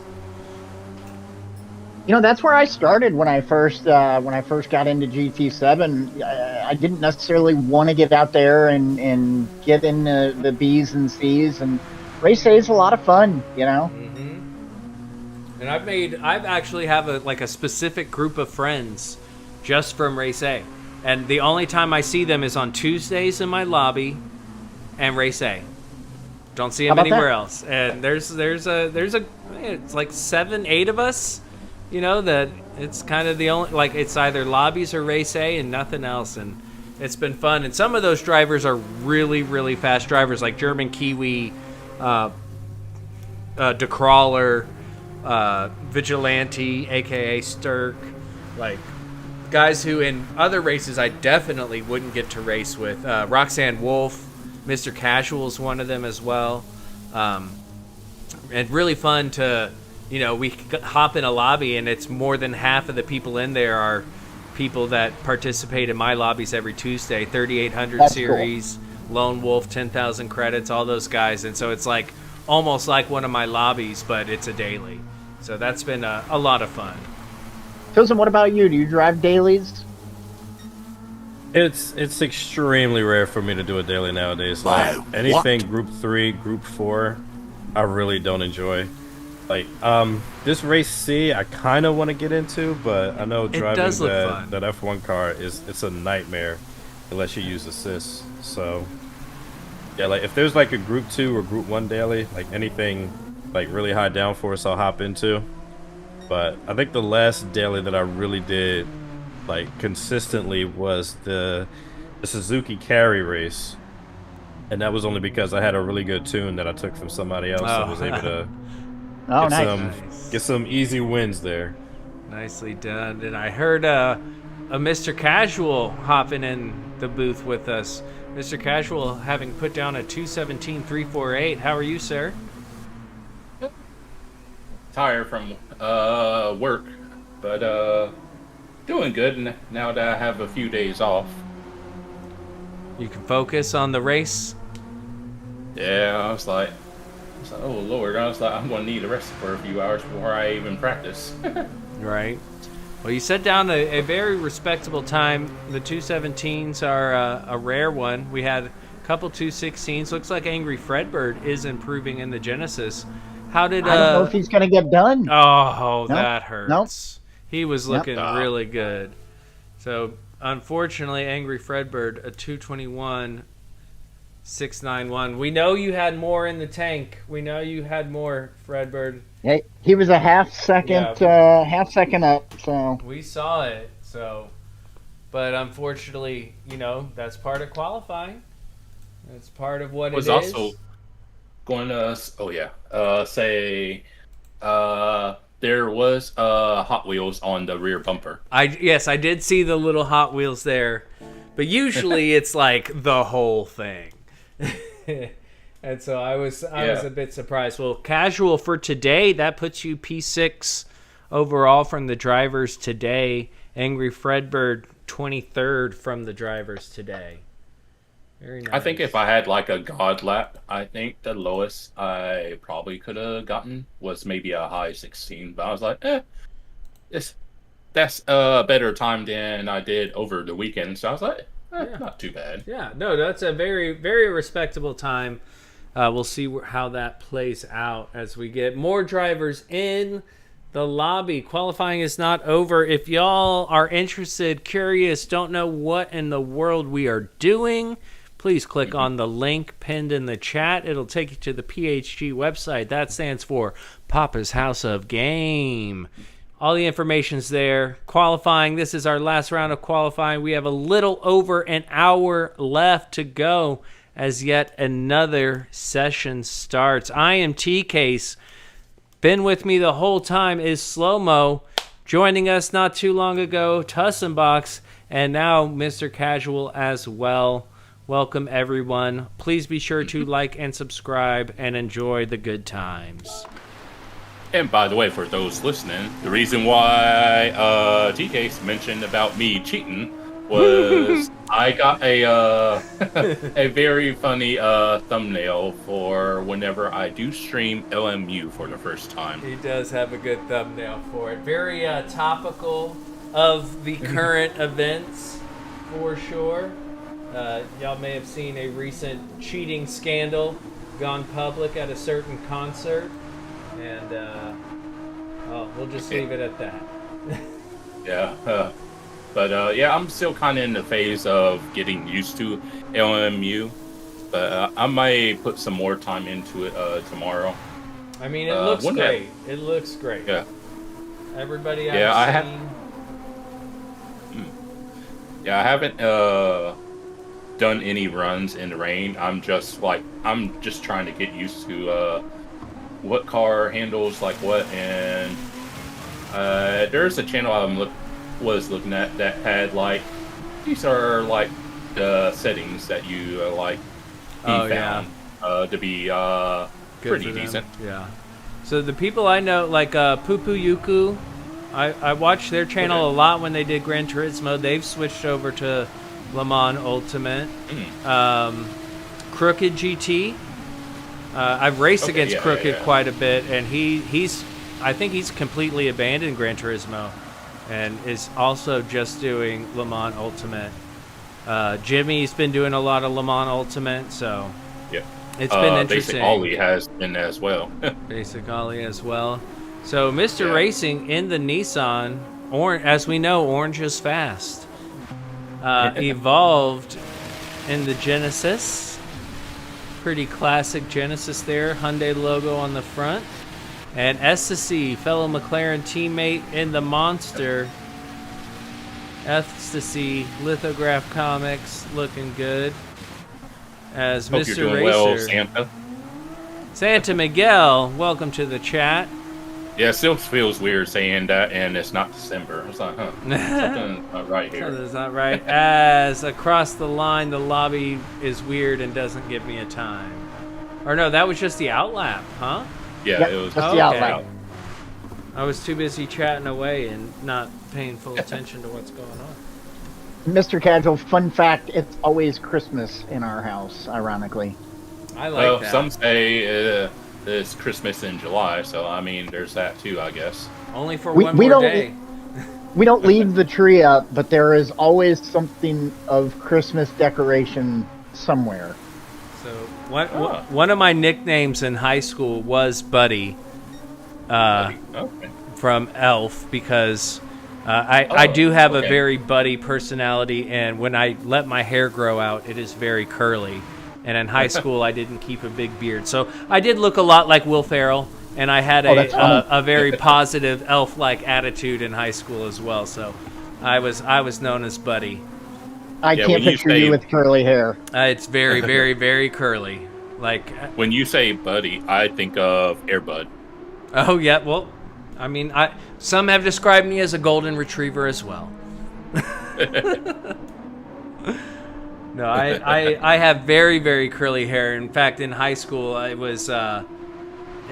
basically had a fro.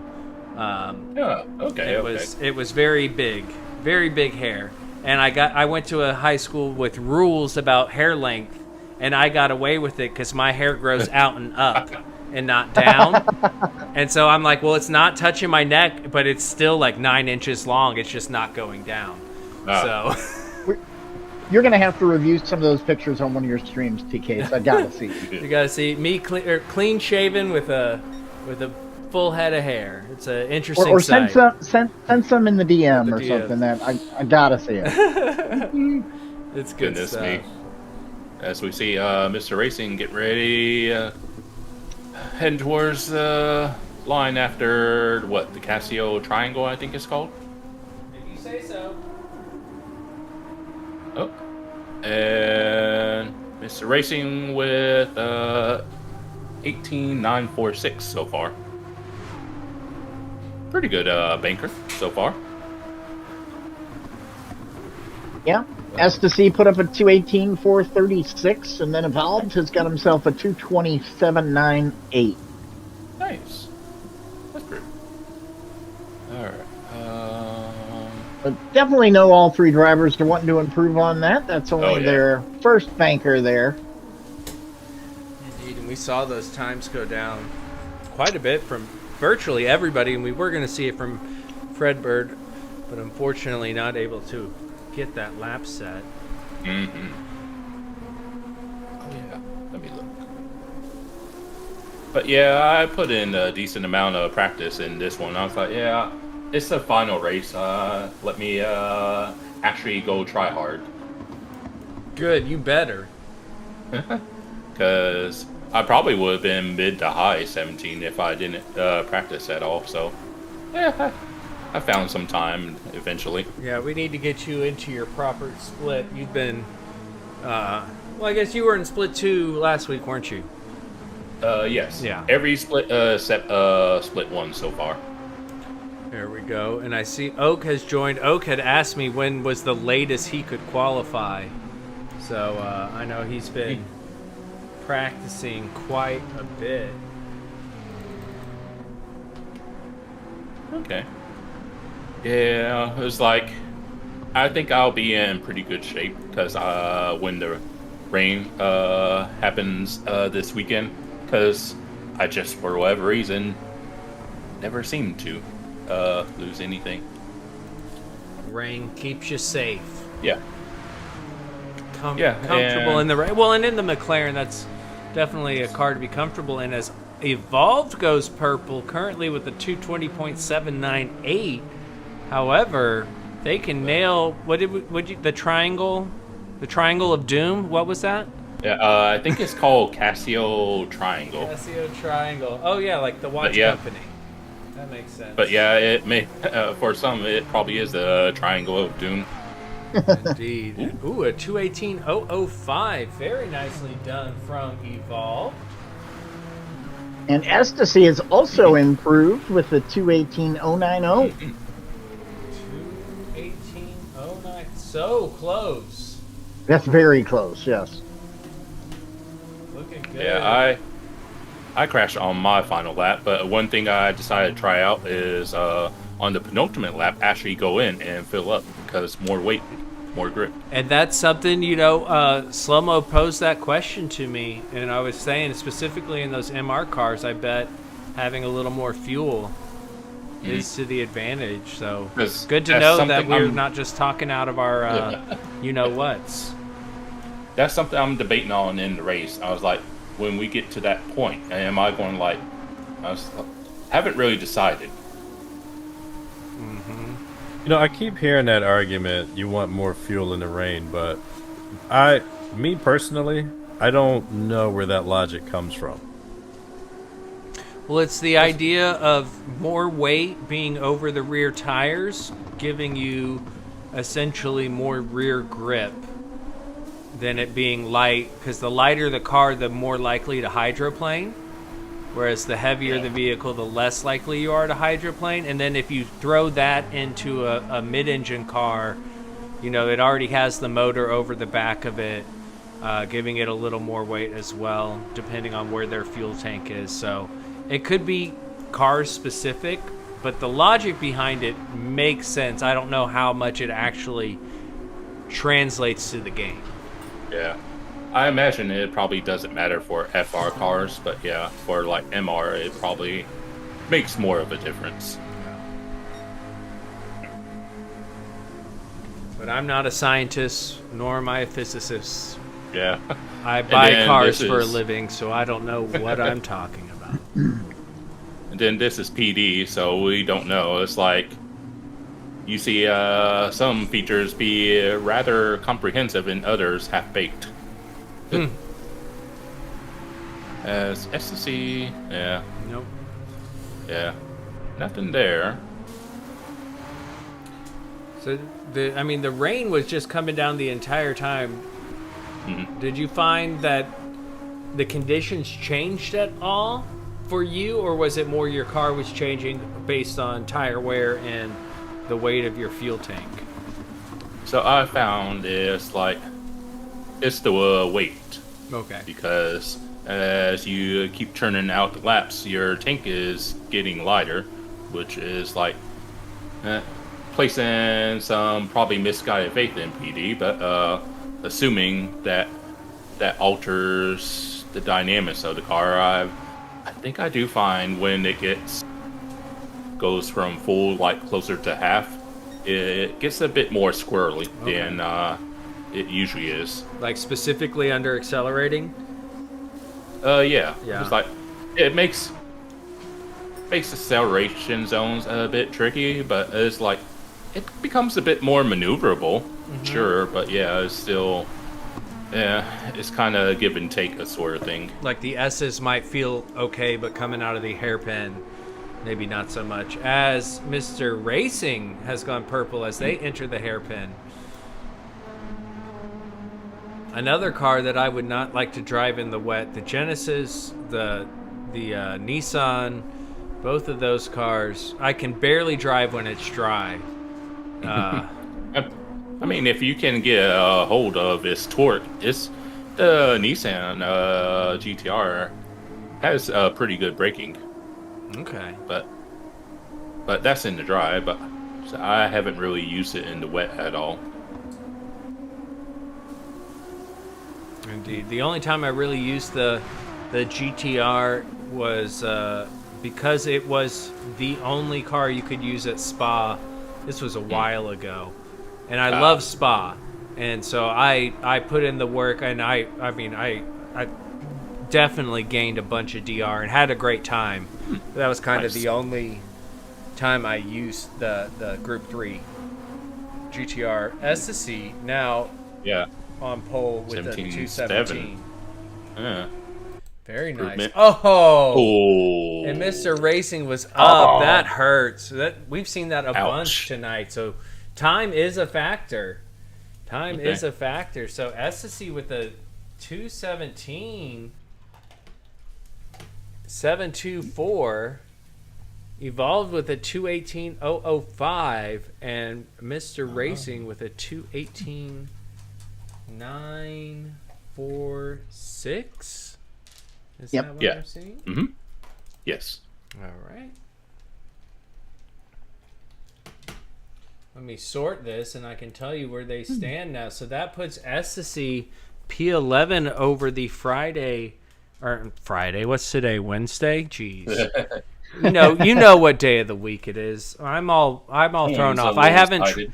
I haven't traveled the last 2 weeks, and it has thrown me off so bad not traveling, because I usually travel every week, and I'm just confused at what's going on in reality at the moment. So a 217, 724, P11 just behind Leo. Then in P14 for tonight is Evolved with a 218.005. And then P19 for tonight is Mr. Racing 218.946. Now we got Oak in the building. Are you ready to go, Oak? Oak already qualified. Oh, he did. He just wants to do some practice. I was like, wait a minute. We already did this. He said Yeah. he said a dominant 216.692. He just wants to run some laps and show people what's what.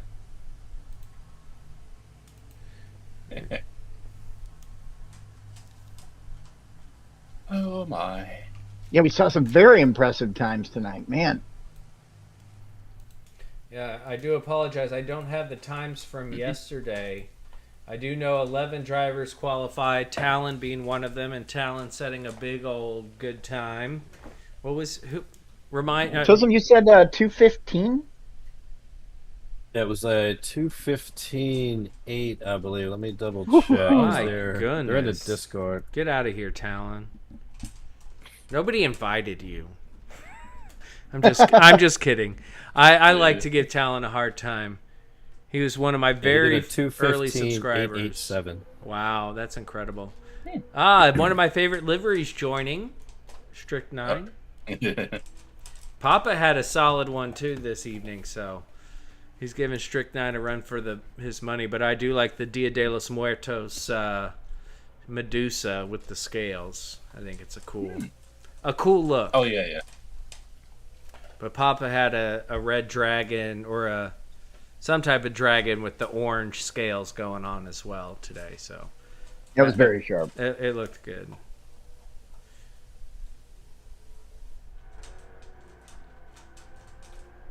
Oh my. Very good. Well, gentlemen, unfortunately, I think I am going to have to exit the broadcast booth here for the evening. Okay.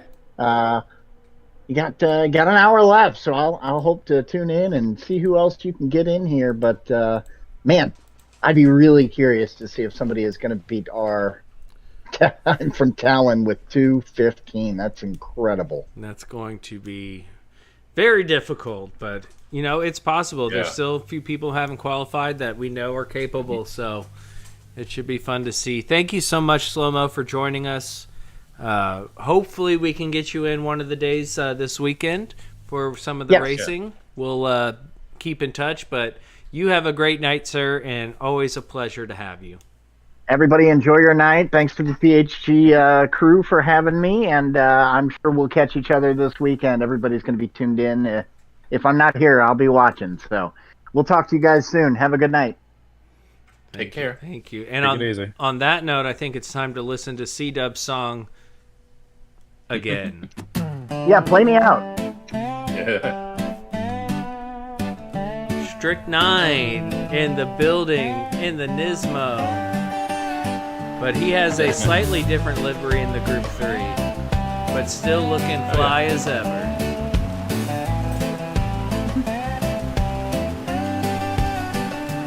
I don't know why, but the skies always break.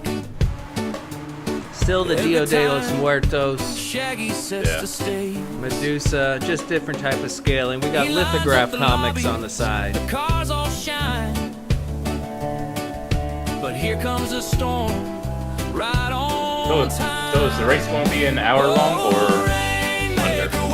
That's a great question. 30 laps. That's a lot of laps. Just want the track dry. Yeah.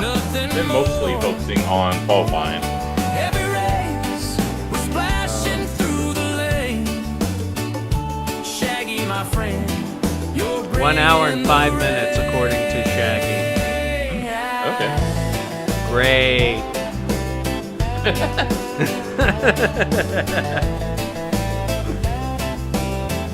I mean, I don't mind it. Shoot, with how I am, it could be 3 hours and I'd be just fine. I'm hydroplaning, losing my style. We asked for the sun, a clear blue sky, but puddles keep falling, and I don't so that's the next race. Why.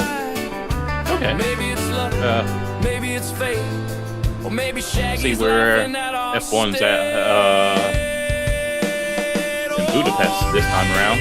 Oh yeah. Okay. Esteban Ocon got his first win. Nothing more. Budapest.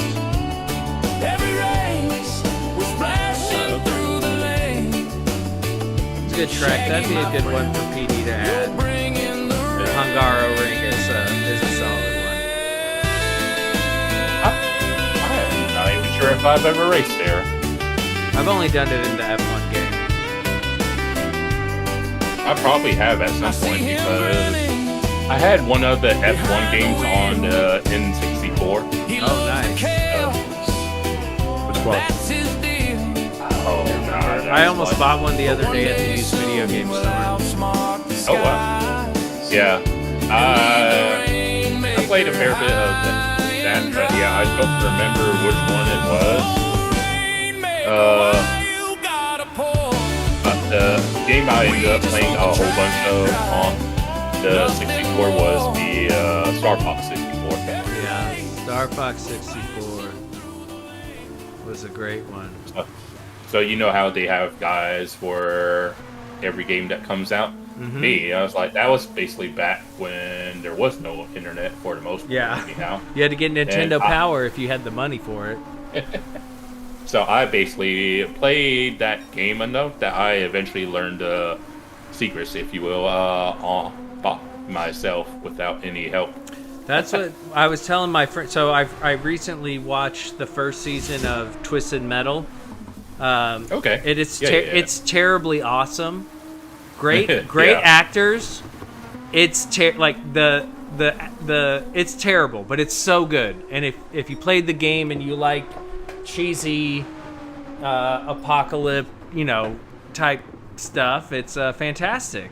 Demolition Man. Season 2 is tomorrow. Season 2 is tomorrow. And I was telling my buddy how me and my friend on PlayStation 1 learned every secret pre-internet. We learned that if you shot the Statue of Liberty enough times, her clothes fell off and she wore a red bikini. In the New York, we found every secret. And I was like, that was one of those games where we just spent all of our time playing. It was so much fun. Oh, that's pretty cool. Yeah, if you didn't know, the guy that plays Sweet Tooth is Samoa Joe. I was wondering who that WWE. was. Okay, I was about to look that up because he's fantastic. He does a great job. So that's Samoa Joe from WWE. That's so cool. Yeah, and it's funny because the two main characters are really good actors, and it's so bad. I actually have recorded on my phone a very serious scene between the two of them that I've sent to several of my friends who are big, we love TV and we understand TV, and so we talk about TV in a more theological way, I guess. I don't know, philosophical way than just, oh, that was good, that was bad, but what are they doing? And I sent it to them and I was like, how is this so bad but so good at the same time? But it's true, it's that way with Demolition Man. Is terrible, but it's amazing. Starship Troopers, terrible, but amazing. Great actors, but that's it's why I just tell bad. people about Starship Troopers, because I know the hit game Helldivers 2 takes inspiration from Starship Troopers. Oh yeah? Wait, what show? Yeah. Or what movie? It's a game. Oh, a game. Helldivers 2. Oh, okay, cool. It's a really fun game. It's a PvE sort of game. I gotcha. And yes, it looks like Evolved understands exactly what we're talking about. And what up, Steven? How you doing, bud? Look at that, we're going purple. Looking like we're gonna get in the 218s for Strick. Let's go, Strick 9. But yeah, I was like, because the fun thing, real quickly about Helldivers 2 is they'll issue a major order, so that'll be from high command. All right, you can save this planet. That will help give you a thing to make that'll help boost your health stim, for example. But if you save this planet that gives you that, then you're sacrificing citizens of Super Earth. Tough you leave choices. that planet. So they'll all right, they let the community decide, and it's okay, you save this planet, you get this thing, but you save this planet, you get this thing, but not the other. I get what you're saying. Strict 9 pushing it to the limits. He's almost a second up, and he is pushing hard. Yeah. Getting through the chicane, we might see over a second improvement here as he comes across the line. Oh, only half a second at 218.601. But still, he was pushing. He's got the abilities. It's just a matter of putting that lap together. Yeah, I was half expecting when I was doing my quality. I was like, all right, when am I going to bottle it? When's it gonna? I know it's gonna happen. When? And then after you said that time, you went back to the pits and you were like, nah. But I was like, ooh. Yeah, I was surprised I got the 17.3 right away. I was like, okay. Or whatever I got. So on the topic of video games and movies, my brother's been playing this Dune inspired game. I don't know if you've heard of it. Oh my goodness! When I was visiting him, I watched him play for a long time. It was so fascinating. You got to go like mine and harvest, and there's a worm out there that could destroy you if it catches you. There's camps. There's other people playing. He and his buddies have a base built. And then you gotta be careful because of the big old sandworm. Yeah, it was cool. I was like, if I had a PC, I would get down with that game. But it like gives you everything RPG, like a third person shooter type game. Farming, development, design, kind of throws everything at you. But I'm part of his Discord, and they're actually in a group chat right now, or in a voice chat right now playing. And it's like it pops up on my notifications. I have no clue what they're talking about, but they're like, "We need to go harvest this mineral today. It's all the way over here in sector this. It's so far away. We got to make sure we have the fast speeders so the worm doesn't get us, and all this stuff." Yeah, occasionally I'll look at your Discord and I'll see your brothers playing Dune. A very, very interesting game. I enjoyed watching for sure. That was something. My brother, he's about 4 years older than me, and I spent a lot of my childhood not playing games but watching him. 17. He's really good at video games, and so I spent a lot of time just sitting and watching him play video games. Like I have vivid memories of watching him playing the first Gran Turismo and driving a MX-5 around some track and whatnot. But yeah, it's always fun getting to hang out and play video games. Like Slow-Mo and I were talking because his brother Fredbird, that he played video games as well together. Oh. Yeah, I think that's part of the reason why I don't actually practice it nearly as much as I probably should, because part of me wants to play other stuff. Yeah. And so it's like a push and pull situation with me. It's like, do I want to... Because I'm not really someone who, all right, I'm going to play GT for about an hour and a half. Then I'm going to play... I don't know, say a game called Lies of P, do that, and then play another game like Astral Playroom or whatever. I'm usually a one game a day sort of person. Yeah, it's hard to, like, with most games, like, you got to get in a rhythm or a flow, and it's hard to just abruptly stop one and get into another, for sure. Yeah, because I used to be really bad about that. Strict 9 on his final lap loses it into Spoon, the corner we've talked about the most, and that will be it for Strict 9. 218.601. That puts him P16 overall for the day. Okay, not bad. And again, for those watching, tuning in, who haven't done so already, I see there's quite a few of you out there. Please, please like and subscribe. I would greatly appreciate it. Really good turnout for a qualifying session. I mean, it is the last qualifying session of the regular season, so it makes sense. We are in round 9 of 9. After this weekend, it is finals time, y'all. So get in, get your points for your manufacturers, get your points for yourself, and I can't wait to see how these finals shape up. Yeah, it's looking forward to the race this weekend, and obviously first time being involved, so I'll find out how the finals are run. Yeah, it'll be interesting. 2 splits for the finals on Saturdays. Should be pretty good time. Grand Valley Highway 1 Group 4 will be the first round of the finals, which honestly, if I could just participate in that race, I would be happy. Looks like we got Wade in the room. And somebody who maybe we do not know. Maybe. And based by their account, I would guess it's a burner account. So who knows? Maybe Elzo is here to participate. Elzo, if you're watching the stream, type in the chat that you're part of this thing, and we can let you qualify. If not, we'll catch you on the flippity flop. You know, we had our fair number of trolls earlier this evening, but it's to be expected. Yeah.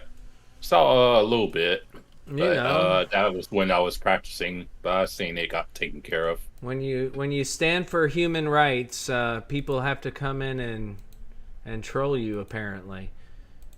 I'm just trying to let people know that we need to leave people alone, and they want to troll me. It happens. It's part of it.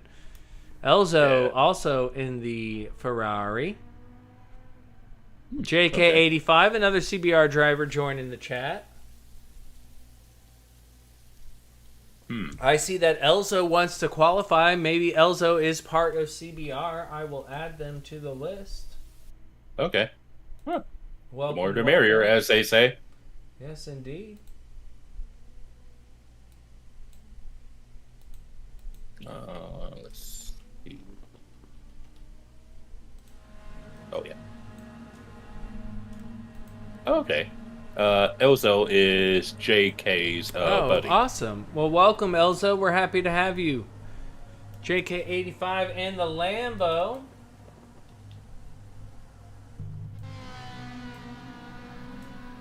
Alrighty.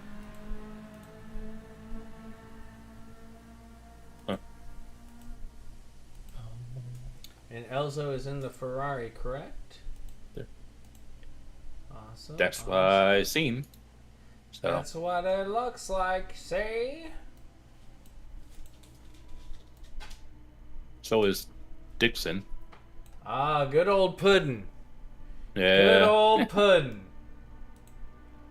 Man, I love it. I'm not mad about it at all.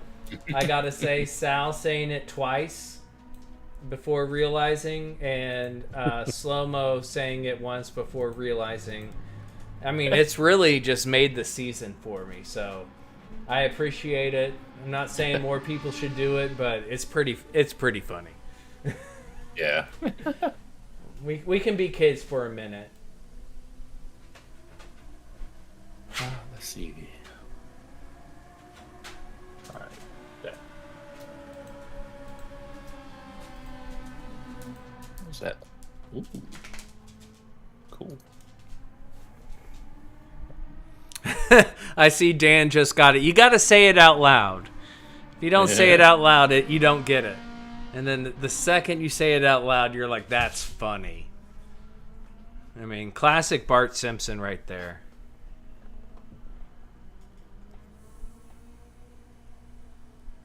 Yeah, don't bother, Jorge. You've been demoted to Split 4 for this week, so you don't have to.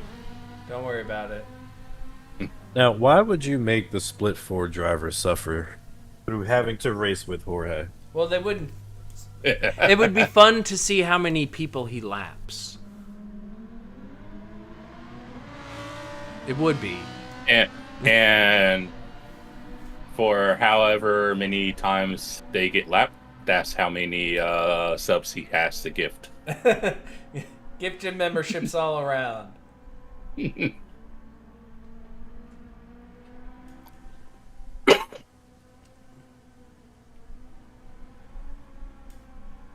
Now, pretty fun, actually, during lobbies. Mr. Casual, you made a little money last night, am I right?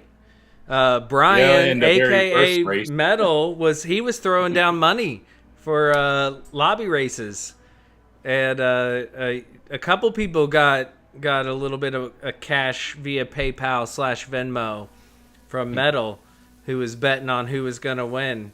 So Mr. Casual won one that Metal put money down on. So that was... I didn't even know Yeah. initially. I was like, oh. That was what? a fun, like, it, you know, it's, I mean, we're all having fun, you know. It's not gambling. We're just having fun. And he said the winner, I'll Venmo the winner if $5, and Mr. Casual was the winner for one of those races. So that was pretty cool. Brian being a new person to join our lobbies and fairly new to the PHG crew was fun to. It added an exciting element to the racing, that's for sure. As I see, we get another CBR of Cornbread in the building. Yeah, I was going to say you should watch out once I actually pay off the majority of the debt I have. I might one day do something like, all right, y'all, it's like $25 to the winner, and if you can win and get fastest lap, then that's $50. Yeah, buddy. I mean, shoot, let's go. I know I won't be winning that money, but somebody will. You know what? When I first started doing my lobbies, I won a lot. And then you showed up, 10,000 credits, 3,800, KG, Lone Wolf, Jay Steen. Like, all these other people start showing up, and then I don't win anymore. Yeah, I would say, at least with me, you only have to do St. Croix, like once a month? Even then, that's probably too much for your liking. Though that St. Croix layout you did, that was hilarious. That I'd never done that layout ever. C reverse, St. Croix C reverse, ridiculous. So that first sector, whatever you want to call it, that first sector, there's a portion where you naturally go out wide left, and if you don't bring it back in time, there's like a barrier that you're going to be like what is it, Wile E. Coyote running into things. It will literally be one of those sort of situations. And so I was like, yeah, I ain't running wide there. Nope. And I see Brian says he's ready for more next Tuesday. Check the Discord, Brian. We'll figure out some new cars. We're happy to have you, man. As I love it, Wade in the Rain-X Ferrari. I mean, I guess that means it's time.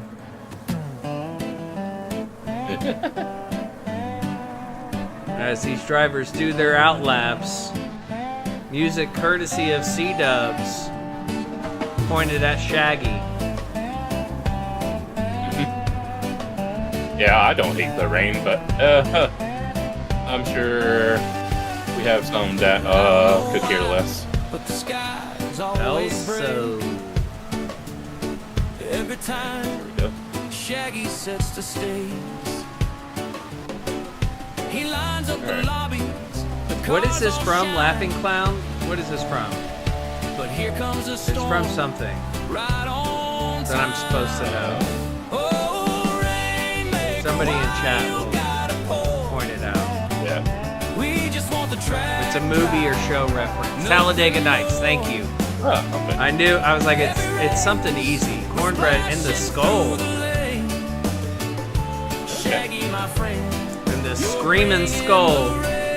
Leo and the Screaming Eagle. Cornbread and the Screaming Skull.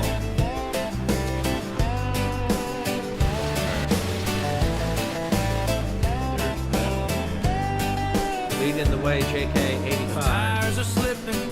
The turns get wild.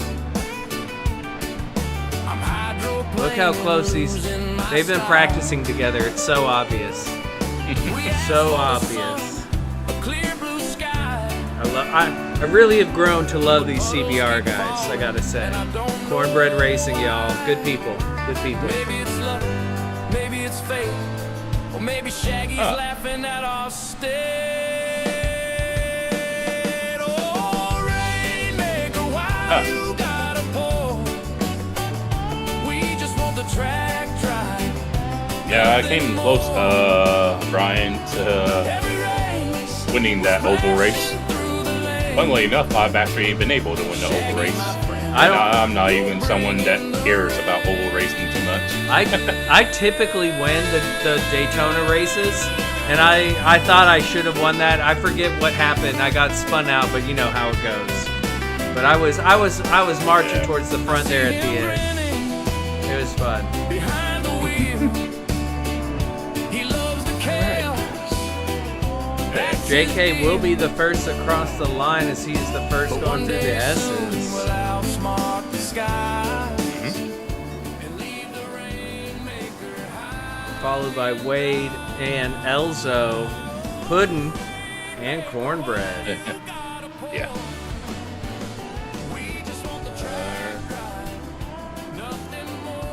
Okay.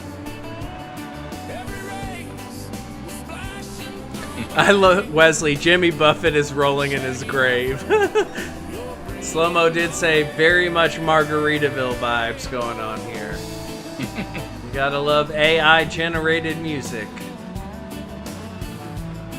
Ooh, that did not look like the best exit from JK. A little squirrely there.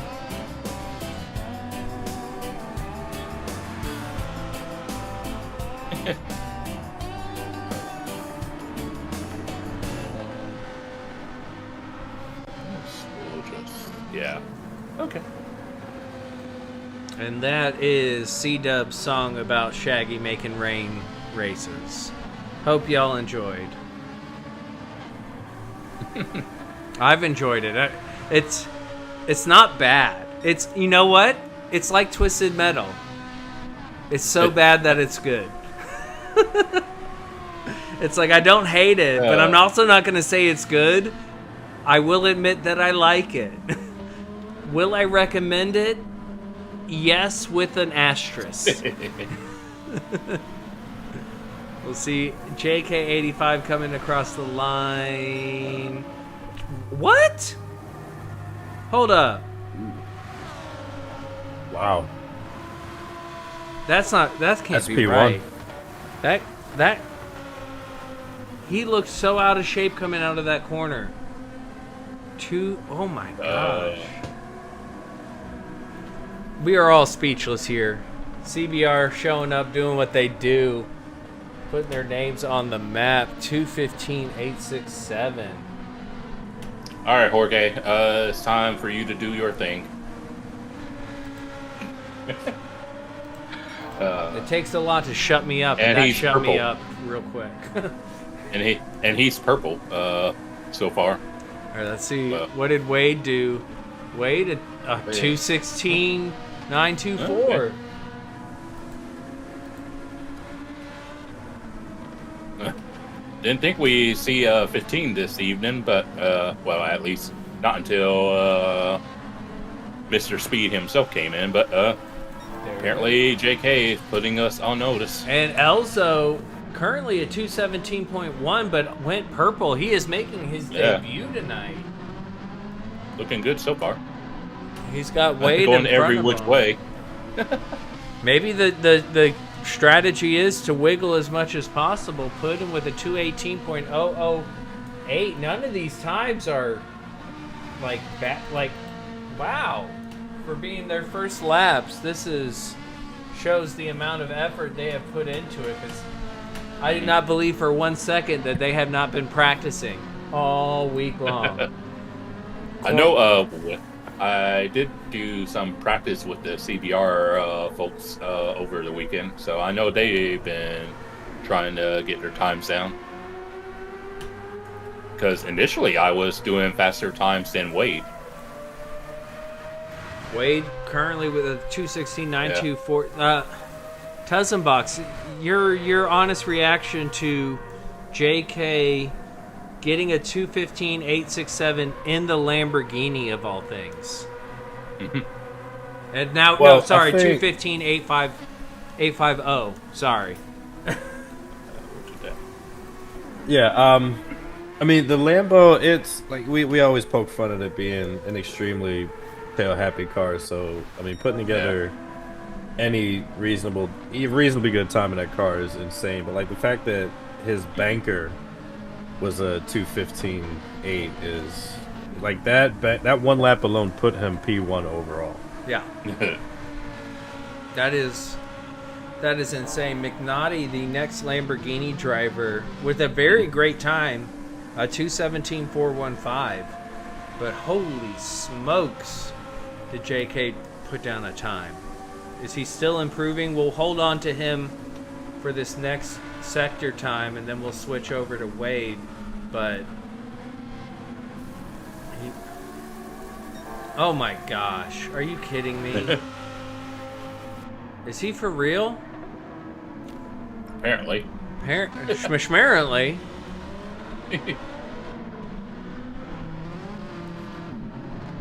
CBR ain't no joke, y'all.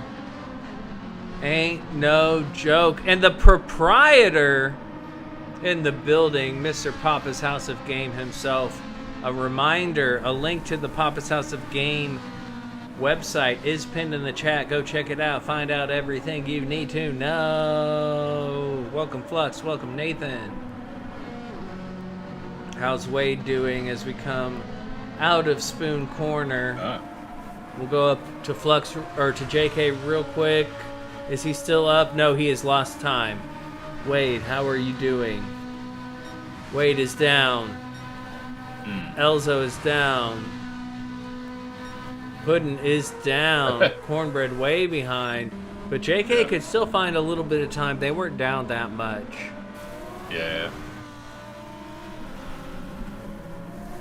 Okay. Cross the line. No improvement. Wade. No improvement. Elzo. Nope. Nothing for Puddin. How's Cornbread doing? 2:19.136. Okay. Leo, also in the Mazda, put down a 2:17.660. All right. 2:17.485 from Cornbread. Yeah. Let me go off and go back on because the times like to lie. Yeah, there you go. 2:17.485. There you go. Yeah, I did do a little bit of experimenting with practice. I was testing out to see if I'd be quicker with TC on, or like initially I was just using I think it's so would that be plus? I think. It's hard to say. Plus is to the rear, I think. Yeah. So I was starting out with 2, and then I was like tried out 5, but it seemed like I was doing my best times with +2 bias and no TC. Oh, interesting. Now, in the past, I when it's wet, I put my brake bias to the front, and I don't know why. That's just what I've done. It kind of depends on the car, but it's like going to the rear can help with rotation. With the rotation, yeah. And with something like Macca, yeah, you kind of want to do that since it naturally is an understeery profile. Yes, and that's the main reason I've always not liked the McLaren is I only do well with understeer if it's a front-wheel drive car because I drive it like a front-wheel drive car. Any rear-wheel drive car with understeer I cannot handle because I'm like, no, why are you being like this? Rotate. So I've never gotten along well with the McLaren. Ooh, very nice from Wade. 2:16.211. 2. Very good. Elzo. Not able to improve. Nope. Put in. Not able. Same. And then see if Cornbread can improve. Does not. No, it's not. So let me make sure I got these times recorded. JK with a 2:15.850 P1 overall. Wade with a 2:11. Wade able to improve with a 2:11. That's gonna move him to P3 for the day. Okay. All right. Elzo. our newcomer. Welcome, Elza. We are happy to have you. Thank you, CBR, for bringing them into the mix. A 2:16.872. Very respectable time. Clearly on an alt account, as their DR and SR do not reflect that skill level. Then we got Puddin with a 2:17.284, also able to improve from their initial lap. And then we have Cornbread with a 2:17.485. Big improvement from their initial lap. Let me resort these and I'll give you their overall standings for the day. So that's JK85, P1 for the day, and I believe P1 overall. Wade CBR, P3 for the day. Elzo, P5 for the day. Puddin, P9 for the day. And Cornbread, P12 for the day. So really good showing from those CBR guys. And since I came across it again, there's another bad thing that YouTube's going to start doing. What's that? So you know how we'll say it first started out with certain websites requiring you to basically take a picture of either yourself or your ID. Oh yeah. To verify. Yeah. I seen apparently starting August 13th, YouTube is going to start. If they think you're under 18, then they're going to start requiring that same verification. Ah, that's interesting. I'm sure that'll take care of the whoever feels the need to troll my channel. I believe they're a child. Maybe that'll take care of them. But how you can't tell from a photo? Bro, I looked 24 when I was 16 because I could grow a beard. And then if I shave, I look 20, but I'm 38. I did see some people were actually able to fool the systems being used by taking a screenshot of Sam Porter, who is the Norman Reedus in Death Stranding 2. Okay. And because it looks so good, it's like the system thought, okay, that's a real picture. Well, and with AI, you can make yourself look, you can do whatever. And yes, Jack Skellington, we have time, bud. There's 20 minutes. Get in here, big dog. Team Chevrolet, let's go.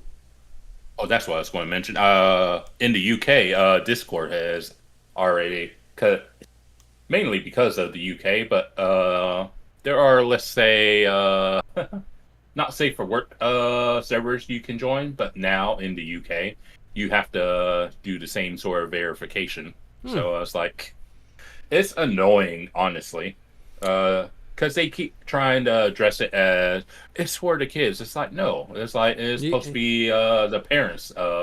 You just want to keep track of everything, and you want to know whatever. Yeah, specifically in the UK, CCTV. That's been a thing.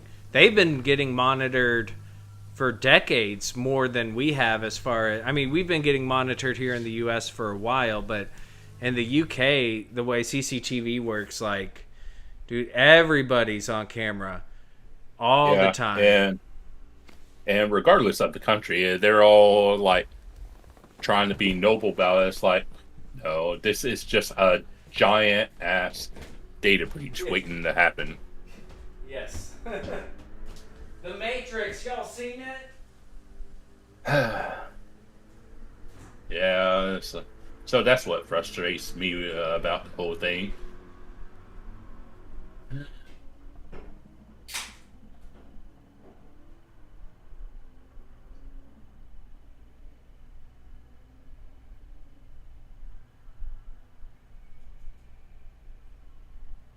Ah, okay. So, apparently the shows British shows, specifically detective or spy, Slow Horses or Luther. I've heard of them, but I haven't Oh. actually seen any of them. Well, I had to stop Luther. Luther, the ending of I'm not spoiling anything, but I bawled my eyes out the season 1 finale of Luther and refused to watch it. It's an amazing show, but it broke my heart. My goodness. I mean that like literally, like I bawled my eyes out. But Slow Horses, incredible, great show as well. You may cry a little bit, but not like you do in Luther. But you get a better understanding because they've been using that technology publicly for so much longer than the U.S. has. I mean, I'm sure we've been using it for a long time too, but not publicly, because of how much they just filter through cameras that are everywhere, and everybody's face is already in the system, and it's interesting. Not to get too off onto a AI face recognition tangent. I do still enter my passcode in my phone. I refuse to do face recognition. Yeah, I'm not a conspiracy theorist. I'm just like, I saw that movie Smart House. I don't mess with Alexa. I don't mess with Siri. Like, Smart House did it for me, y'all. If y'all haven't seen it, Disney Channel movie, check out Smart House. You'll throw away all your Alexa and Siri stuff. And by the way, I was going to mention what Flux beat me to, but YouTube's changing how they handle swear words at the beginning of a video. So I don't know what that means. So basically, you used to get demonetized on your video if you had like swear words within like the first 30 seconds. Oh, swear words. I thought you said square words. I was like, you mean you're a loser and you're a square?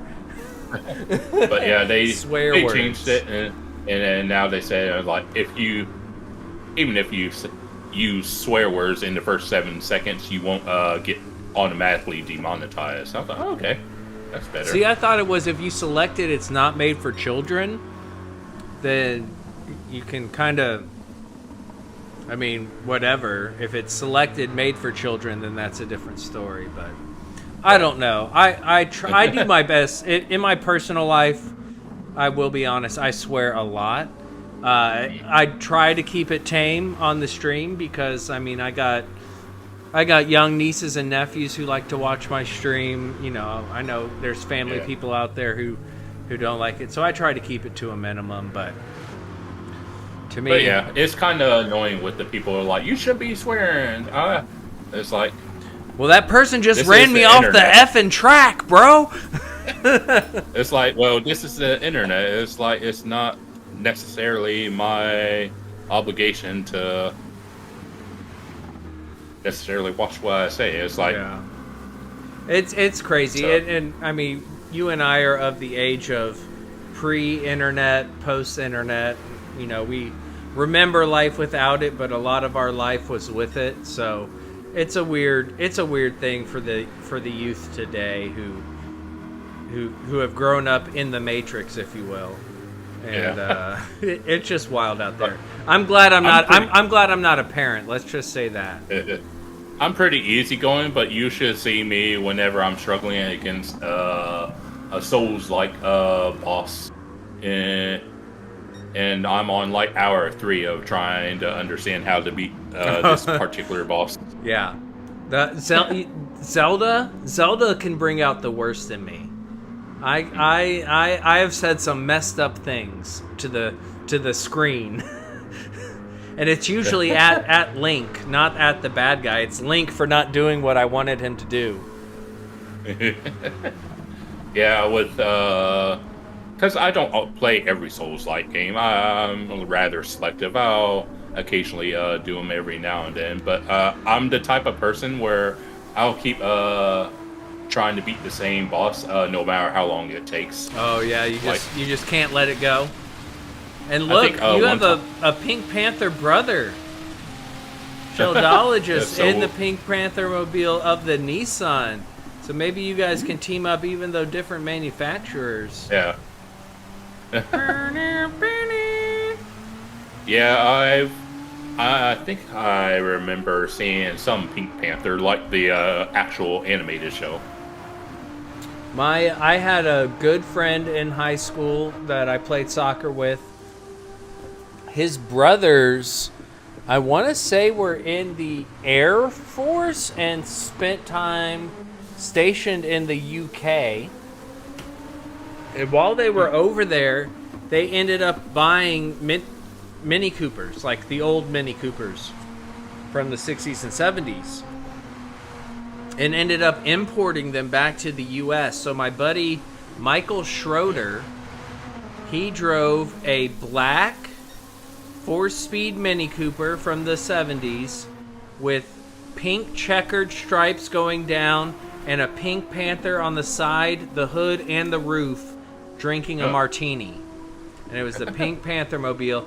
We actually drove it into the high school. It was so small it fit through the door, the double door. We got in trouble. We also picked it up and like carried it around places. But on that note, Sheldologist making the Pink Panther mobile look good currently with a 218 983 and improving. Looking good so far in that GTR. And yes, Papa, I believe you are correct. If you add 11 to 35 plus 2, that sounds like math to me. So we got 4 splits, and that's what we want. That's what we need.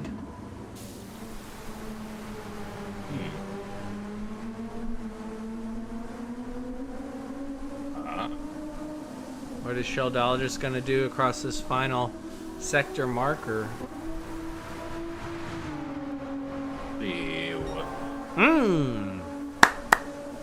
Okay. Let's go, Shell.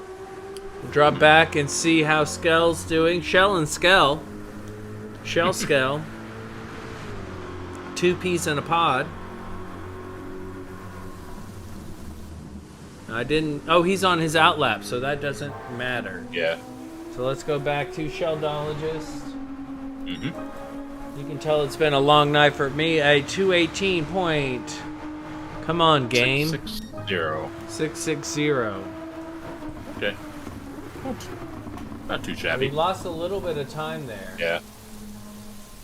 That puts him current. Oh, it's because I put... Hey, you want to hear something funny? I put 118 instead of 2, and it put him P1 overall, and I was like, holy smokes! No, that puts him P22 of the qualifiers today. Hey, JK, great job, dude. Great job, JK. That was a phenomenal lap. Thanks for hopping in the chat.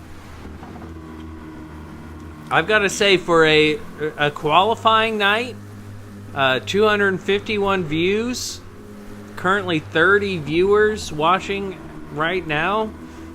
Big thanks, everyone, for showing up tonight. The last night of the qualifying for the rounds. After this, we go to the finals next week. So, big thanks to everyone showing up, being a part of the chat.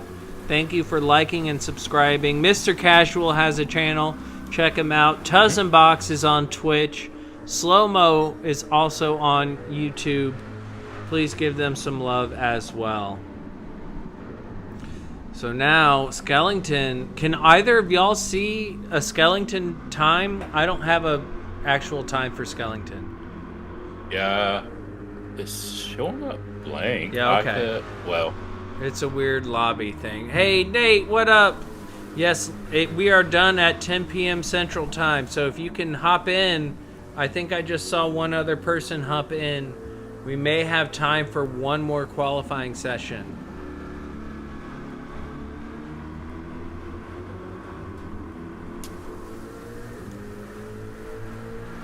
Curious as what Jack can do. Jack Skellington loves the Corvette. I've raced against Jack quite a few times. Good racer, good driver. He does love the Corvette. I don't know how much he loves the rain, though.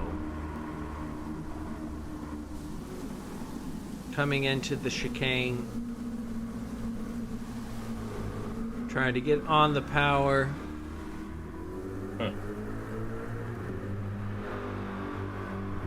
Okay. And 2:21.878, but I don't believe that's their best time. We'll wait till the end of this session to see. They both should get one more lap. We've seen drivers run out of time. Let's see if Sheldologist is able to improve on his 2:18.660 coming across the.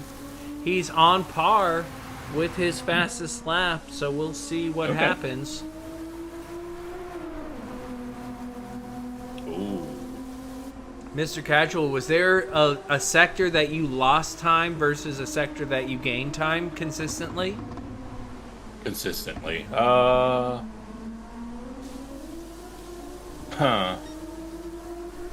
trying, because I'm debating on whether it's basically turn 1. Ooh. Shoto doing a little drift out of the hairpin. Not looking like he's going to improve.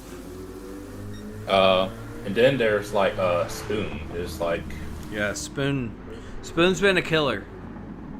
because it's like you really need to be patient on Spoon. And I was like, because for Spoon, I would go into second gear for rotation, and then about a third of the way through there, I short shift into third to get for more stability, and then I have to feather the throttle. But I would say I probably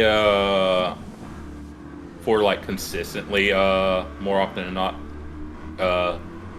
whether I lose or gain, it probably would happen more in turn 1. I would say. Interesting. Because it's like, while you need to go off the racing line, it's like how that turns as Skeleton's up 7/10 going into the final sector. Let's go, Jack. See what he can. And Sheldologist improved as well, I believe. 2:18. Yeah, 368. 368. Jack improving as well for the last lap of qualifying. Good catch there. Good catch. Oh, a 2:21.002. Well done. I don't think Jack had really prepared to do this race. He was kind of like, can I do it? What's going on? So good on him for jumping in. Putting down, what was it? A 2:21.002. Yeah. Oh, and talking about the whole verifying thing, I'm starting to see apparently it's starting to happen in Spotify as well. I do not use Spotify. I am a Apple man, and I pay for iTunes. Yeah, I don't really use Spotify like that myself either. I mean, I pay for YouTube Premium, so that's why I just stick with YouTube. Mm-hmm. I can tell my age, or I can tell other people's ages by some of the apps they use. Not saying that only youths use these certain things, but there are some things when people say that I'm like, okay, you're younger than me. Got it. Cool. Yeah. So there we have it. Skellington, P31 overall for today. Sheldologist, P21 overall for today. Looking good. He's right ahead of his fellow Nissan driver, Strict 9. Yeah. You're welcome, Sheldo. Looking very good. Who do we got next? I know we still have, Jorge and Bobagito. That's going to be spicy as hell. We'll see what happens. Yeah, we got the Speed Demons. I'm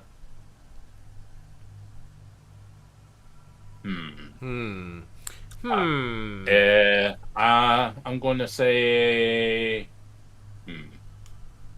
We're running out of time here. Yeah. 2:15.6.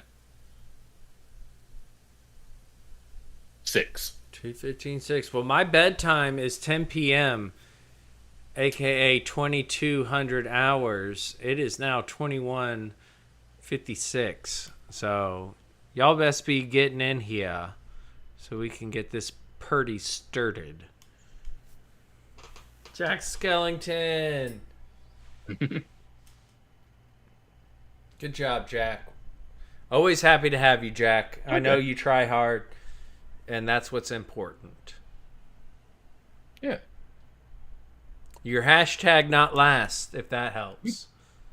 There are plenty of drivers behind you, including a fellow Chevrolet driver, so good job.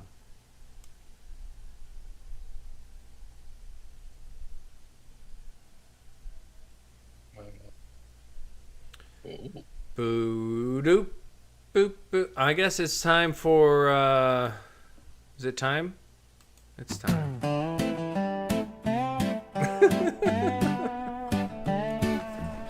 Shout out to C Dubs for this AI generated Jimmy Buffett-esque tune. Hashtag not sponsored. Hashtag no copyright strike. Get out of here, Jimmy. This ain't your tune. I don't know why, but the skies always break every time Shaggy sets the stakes. He lines up the lobbies, the cars all shine, but here comes a storm right on time. Oh, Rainmaker, why Jersey you just said, gotta hit it, my song's on. We just want the track drive. Jersey and the Supra getting ready to go. Oh, love it. I love it, guys. This is great. Shaggy, my friend, you're bringing the rain.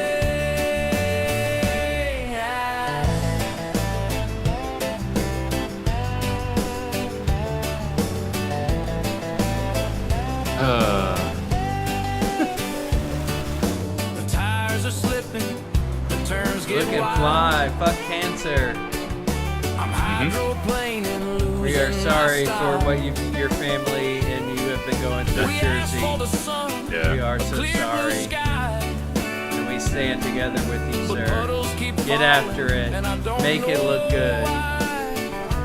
Maybe it's luck, maybe it's fate, or maybe Shaggy's laughing at our state. Oh, Rainmaker, why you gotta pour?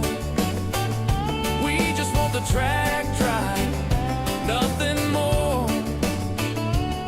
Every race we're splashing through wow. the lane. Shaggy, So I just seen interesting development about the whole Spotify thing. Apparently, if you don't verify your age, they will actually delete your account. Huh. Interesting. I see him grinning The man cracking down. behind the wheel. Because apparently, if you don't verify, then eventually your account gets deactivated, and if it's deactivated for 3 months, then they delete it. Well, there you go. I was like, jeez. Oh, Moose. MMR in the chat. Yep. Good to see him. Don't Moose. give him. Don't wish him good luck. He don't. He don't need us peasants good luck. Yeah, Jorge doesn't need anything from us. Jersey, though, let's go, Jersey. All of We'll them. crank your song back up, buddy.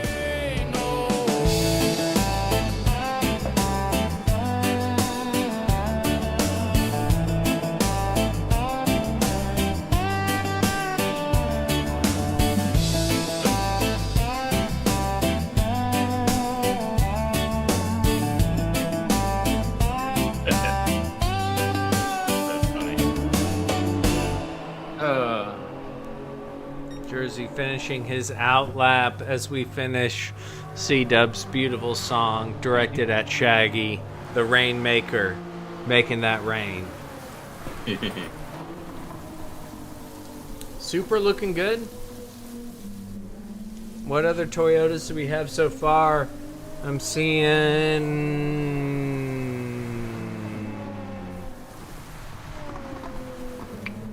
I know we saw a Toyota. Yeah. Who was in the Toyota? Why isn't... Why I no see Toyota on the list?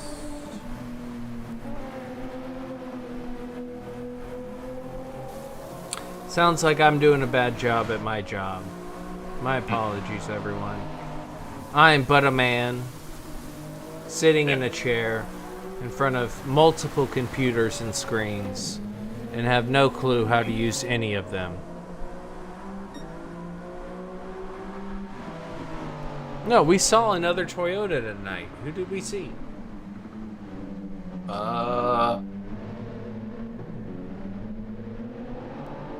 Oh, it was the new person. No, they were... Saint was in the Subaru. Yeah, and then, obviously you had, Jake... What was it? JK's friend, that was in Ferrari. He was in Ferrari. I know I saw a Toyota tonight. Yeah, I'm crazy. Yeah. Dado. Why do I have Dado in the... Oh, it's because I don't have him in anything. Thank you for making me not feel crazy, because so many times I feel crazy. Because my brain scrambles everything. My eyes see it, my brain scrambles it, and then my mouth tries to interpret something. And 9 times out of 10, it does the wrong thing. 11 times out of 10. Since it's been a busy week at work, see what jersey? It's 19382 so far. Okay. I see you. Yeah, since it's been a busy week, my brain's been kind of fried. I'd be looking at, because I work at a grocery store, and so was wiping down doors, and occasionally I'll glance at whatever product is in front of me, and I think I seen like crust. I forget the name of the brand, but it was crustless chicken pot pie, and when I saw crustless, I thought it said crutchless. Yeah, no crutches here. You're good. I was like, what? You're good. That chicken can walk, bro. That chicken can walk. And that was the second instance. The first instance was I think it was like honey. It was like some Chinese brand honey chicken. But instead of honey, my brain decided to play a joke and made me think it said horny. Oh, it's got that horny chicken. I get you. You got crutchless, you got horny. I mean, it's a thing out there. I was like, okay, brain. I was like, you need to chill. You need to calm down, bro. Calm down. Now I'm trying to figure out what the point of crustless chicken pot pie is, because like crustless chicken pot pie is just like chicken and gravy, right? Yeah, I was like, it's been ages since I've had a pot pie, but yeah. It looks like Jersey looking good, almost a second up on his 219.382. Finish this sector strong, Jersey. You're looking fly as hell, bro. Into the chicane, the triangle of doom. And he has survived it, aka the Casio.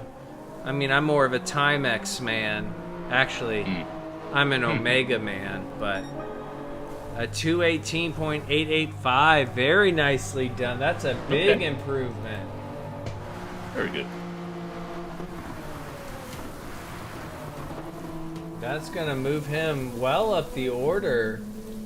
Currently for today, that's P25 in between Jay Collins and Slick. Oh wow. Not bad. Huh.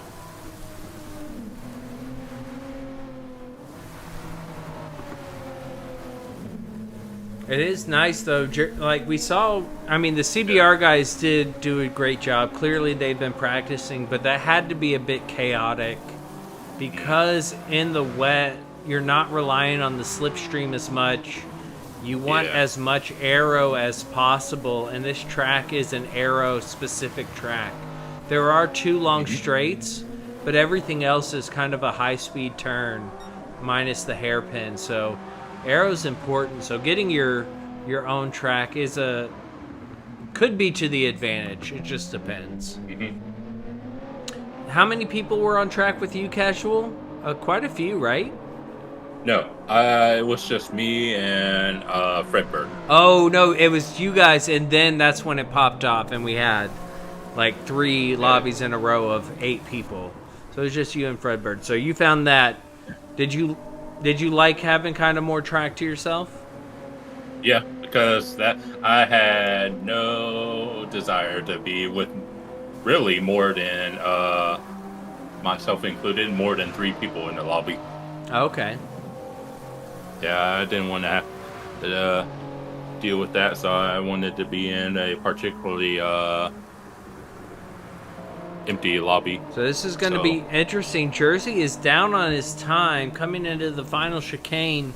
He has enough time to start the next lap, but we've seen drivers run out of time to finish. I think Jersey's going to be okay because he's running solo and going to get across the line before the time limit. He should get one more lap. Because I think it's 2.5 minutes. Yeah. But we did see several drivers up on their time earlier this evening. Unfortunately, coming out of the final chicane, not getting a final lap in.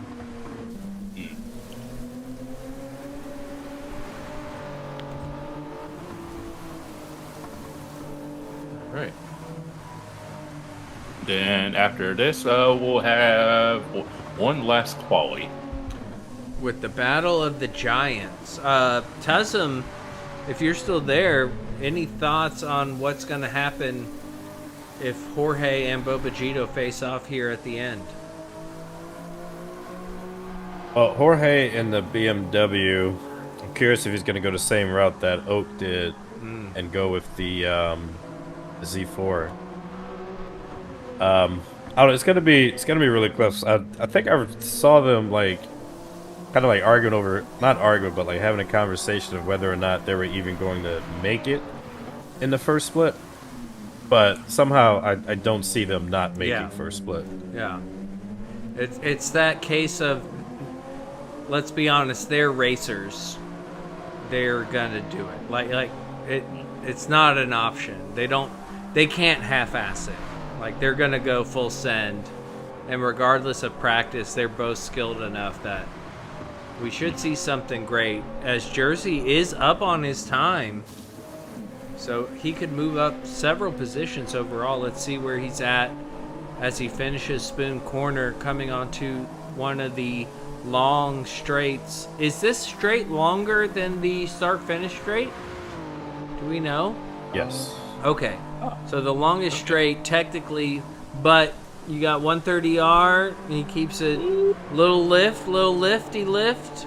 Yeah. Coming in to the chicane. I will say, last year, Max Verstappen's win here in the wet, or was it this year? Are my years mixed up? And he just dominated, as Jersey not able to improve. So Jersey at 218.885, P25 overall for the day, not including yesterday's qualifiers.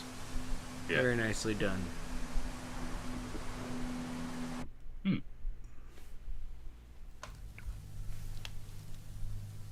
Oh boy, we got the big dogs. No, Jersey, we played it all the way through, I promise. Mm-hmm. You wanted it to go on repeat? My Yeah. my bad, dog. Now, I really have to use the bathroom. However, I'm going to wait until this starts so I can get entered in to the lobby properly. And then I'm going to quickly make my way to the Wiz Palace. TMI, I really don't care. There we go. Bobagito loading up in his Genesis, and our answer was answered. Our question was answered. Jorge going with the M6. Okay. Not the Z4 like Oak. which is interesting. I'm curious to see how that plays out. So here we are. This is it, y'all. We are going overtime for this battle. Overtime. We typically do not go past 10 p.m. It is 10:12, and we're doing that because we have the Titans. Titans Literally. of Jorge Sr., Bobagito CBR. I believe they are only separated by 7 points. 7 points, y'all, going into the finals. They're both eager to get out. Looks like Bobagito gets out ahead of Jorge. I'm going to step away. I will be right back. Keep it going, you guys. Alrighty. So, got the big boys in for the final. Quali, I did say I was thinking 15-6 from Jorge. Boba, I'm pretty sure he'll be right there. Boba, because that's the Genesis and the BMW. I think Boba, if he doesn't match Jorge, I think he 15-8 is what I'm thinking. So yeah, it's won't be a hard one, but yeah, I'm sure.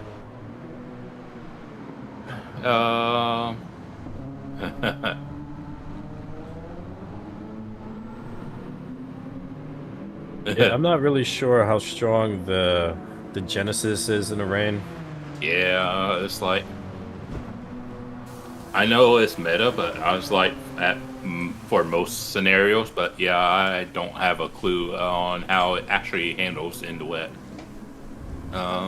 In the dry, we know that things are like sometimes do too good, but yeah, I guess we'll just have to wait and see. Looks good in that blue color. Jorge. Mm-hmm. Oh, and the Alpina BMW. Yeah, and while you was away, I was saying that I think if Boba doesn't match Jorge's time, then I think Boba will have like maybe 15-8.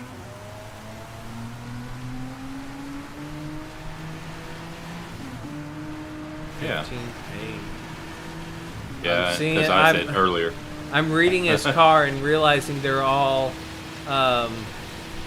He's got quotes all over from,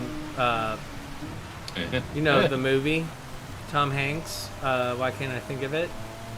Somebody. Forrest Gump. Forrest Gump. Thank you. Bubba Gump Shrimp. Thanks, Flux Flare. Yes. I'm like, I love you, Jenny. Why don't you love me, Jenny? What? Oh, okay. I feel like running. Me and Jenny is like peas and carrots. Bobagito and the Bubba Gump Shrimp. Continuing with his play on words. I like it. I do see that Boba's using both TC and ASM. Now, what does ASM actually do? I guess it's like maybe if your car's snappy, I'm guessing. Because I did. Well, isn't that I what don't counter? think Like a counter steer and traction control. It sounds like ASM is a combo of the two. I get Possibly. confused. Yeah, because I never really use ASM at all. The only assist I really ever use, not including the little carts, was TC. Yeah, I'll use TC. I use ASM and counter steer in oval racing just because it makes the car more stable, but I never understood. Like, it sounds like ASM is a combo of traction control and counter steer, but I've never done all the testing. Counter steer will throw me off. I don't like to use it in regular racing because I tend to be okay with doing my own counter steer, and then having it turned on messes me up. But in In the oval racing, I like them both on because then you can just hold the wheel straight and, you know, bump and grind, as it were. Bobagito about to come across the line, setting the bar higher, low, 215, 675 on his first lap. Woo! Okay. Jeez. Woo! What are you going to do, Jorge? 216. 506. Ooh. Ooh. Over us. Or 8/10 off.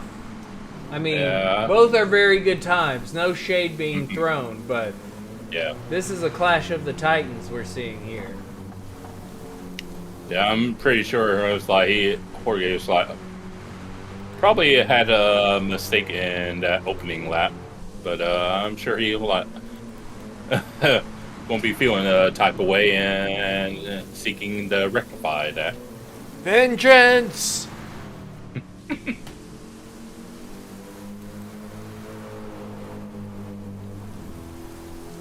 So that was in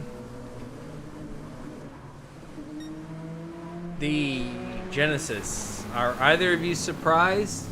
I mean, I know it's Bobagito, but I don't know. I wasn't expecting the Genesis to be all that strong in the wet here.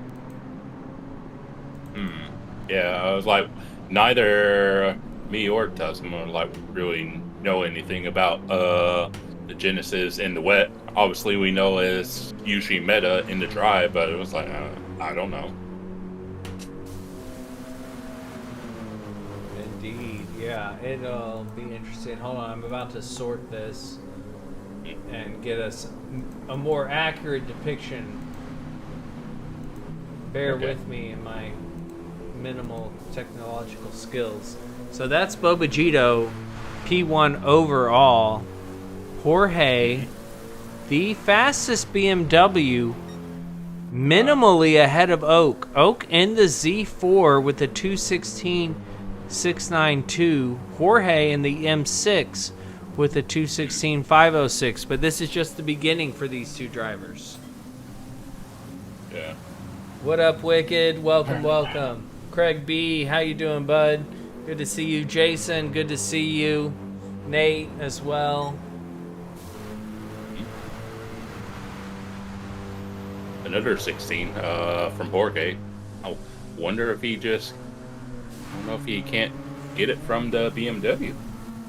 Yeah, we're seeing so far Lamborghini, I know Talon's in the Nissan, a Porsche, and a Ferrari between the Genesis. So, aside from Talon, it's mostly mid-engine cars showing up here. Moose also doing well, but Moose was in the mid-engine Ford GT opposed to the Mustang.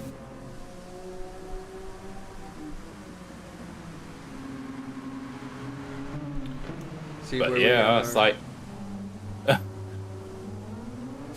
yeah, if it's after just a case of the Genesis, then as he's Boba's down 4/10, and Jorge a bit wide there, down a 1/10.5. But yeah, I was like, I was going to say about the Genesis, if it's as good in the wet as it is in the dry, that thing I think needs another nerf. Yeah, Because I right. think it in the past it actually used to be stronger than it currently is. Yeah, it's gone up and down, and I think you were the one that pointed out, you know, the deal with Hyundai / Genesis no longer being renewed, Yeah. which makes it different. Dirt McGirt and the track. What up, Dirt? Good to see ya.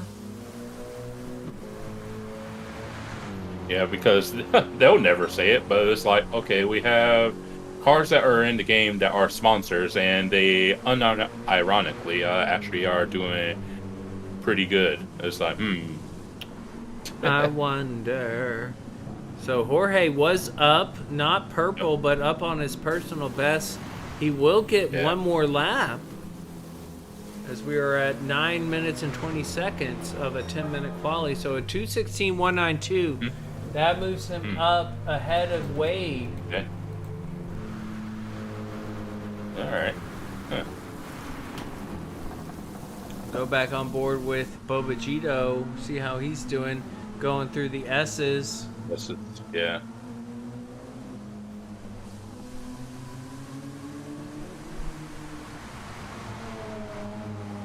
And going through the first split, he's pretty close. Marginally.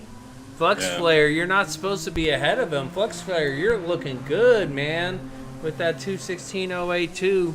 Be proud. Be proud. Team Porsche, let's go. Oh, okay. See where he's at. Comes across this line. He's still right on par. Yeah. Where are you going to be, Jorge? It's close. Jorge using all of the track. He's purple. Oh, He's purple. purple, y'all. Oh, come on. These two. These two, get out of town. Ooh, a little slow to get on the throttle there, but that might have been okay. Yeah, you gotta be careful at that hairpin. It's like you want to get on that power, but it's like it's fun to drift, but it ain't quick. Indeed. You saw Tuesday night, we were drifting all over the place. And it was quite a lot of fun. Yeah, every which way. Every which way. Boba's getting ready head over to split. We just missed it, but we'll see him cross. Well, Yeah. let's see here. Is Jorge still up? He's still up. He's still purple. Oh, he's not purple. He's blue. Okay. Still a chance.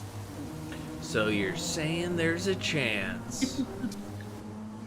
Okay. See if Boba managed to reel it back in. Nope. Nope. Jorge. We're not messing around. Let's see it. Jorge. PHG.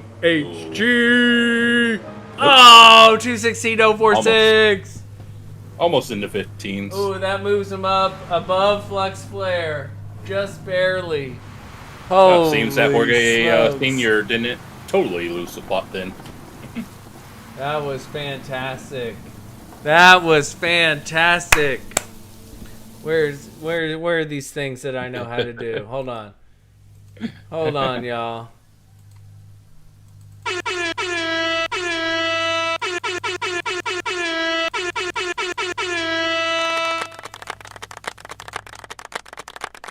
Great entertainment. Great entertainment. Oh my goodness. Thank you all. I gotta say, this for a qualifying session stream, this has been the best one. Yeah, it's usually the Wednesday ones. Everybody's that in. ends up, We have, so just tonight, so we had 11 qualify yesterday, and tonight we had 40. So that's 51 qualifiers if I did the math right. That's 3 splits. That's Bobagito, JK85, Talon, Jorge, Flux, Wade. I mean, come on. Come on. Thank you all so much.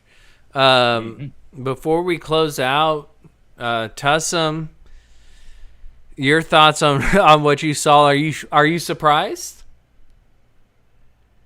I'm surprised at both, honestly. So I didn't think Bobagito was going to hit that 15.6 so early on. Like it, I mean, it clearly looked like he was capable of running that, but I didn't think his first lap out was going to be that fast. I'm also a bit surprised that Jorge didn't quite dip into the 15s. I mean, he's still comfortably in top split, but I think that might be advantage to Bobagito, at least in the wet portion of Friday's race. Indeed. It's going to be interesting. How about yourself, Mr. Casual? I think we're being reminded on how good that Genesis is. Yeah. Apparently, even in the wet. But, yeah, I'm wondering if the M6 is more of a race pace kind of car. Yeah, it'll be interesting because Jorge and Oak are definitely both in Split 1, both using different BMWs. That'll be interesting to see. Real quick, I'll go over the what happened today. So I'm going to read everyone who qualified today. We had 40 people qualify today, y'all. So I'm not going to read the times. I'm just going to read the orders.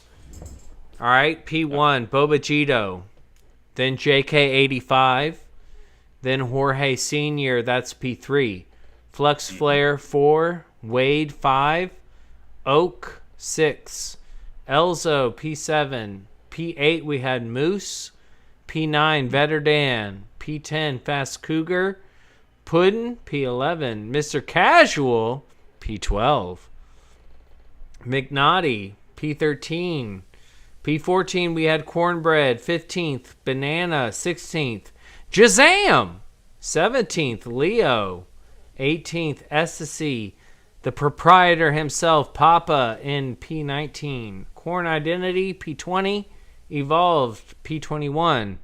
In 22nd, we had C-Dubs, 23rd, Sheldologist, 24th, Strict 9, Stiggy in P25, Jay Collins in P26.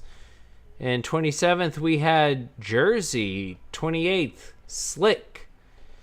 In P29, Mr. Racing, Iron Fix QC in P30, Dad in P31, Saint, a newcomer, P32, Nasty, 33. In 34th, we had Skellington, followed by Zilla. Then P36, Metal, followed by Angry Fredbird in 37th. Speed Bump, 38. 39th, Fernando. And 40th, It's Just Carl. What a night. 40 qualifiers in one night. Fantastic. Well done, everybody. Thank you so much for joining us.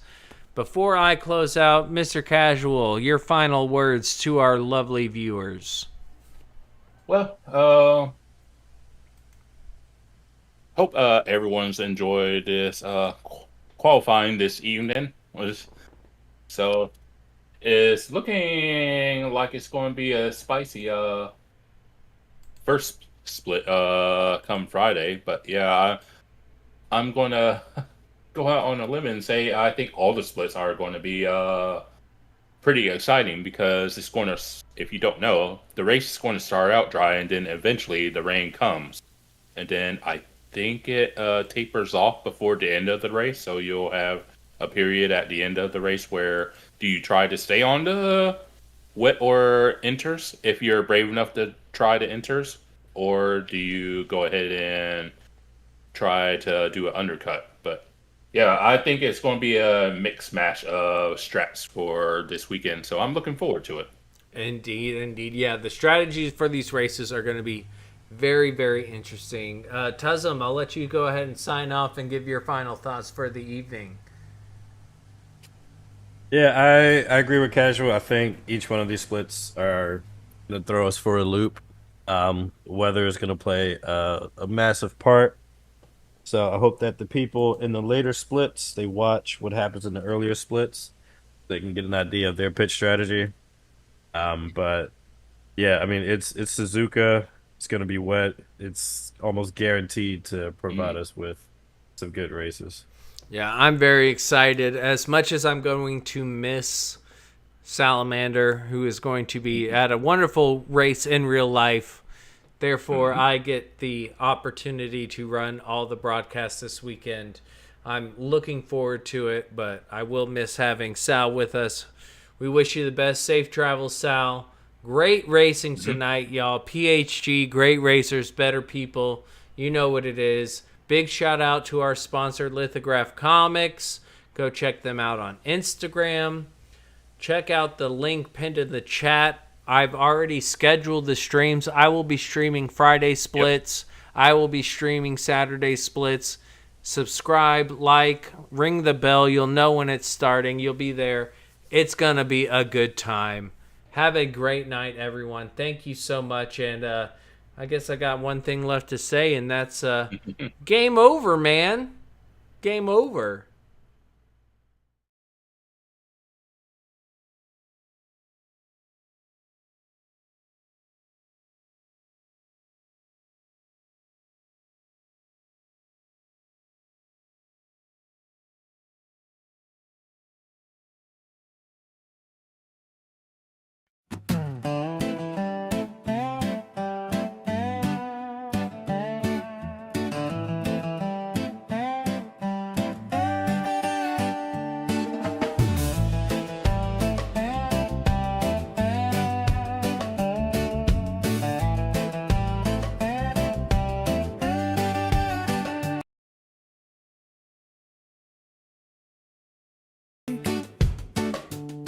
Every time Shaggy sets the stakes, he lines up the lobbies, the cars all shine. But here comes a storm, right on time. Oh, Rainmaker, why you gotta pour? We just want the track dry, nothing more. Every race, we're splashing through the lane. Shaggy, my friend, you're bringing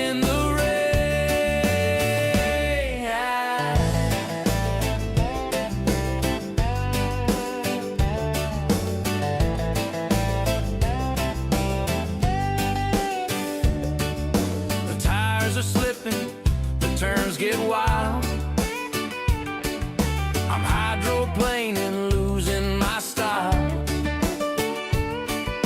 We asked for the sun, a clear blue sky,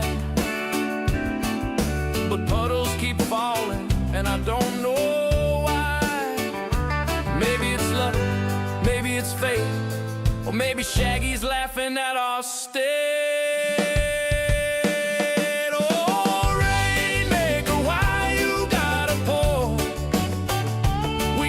The track dry, nothing more. Every race, we're splashing through the lane. Shaggy, my friend, you're bringing the rain.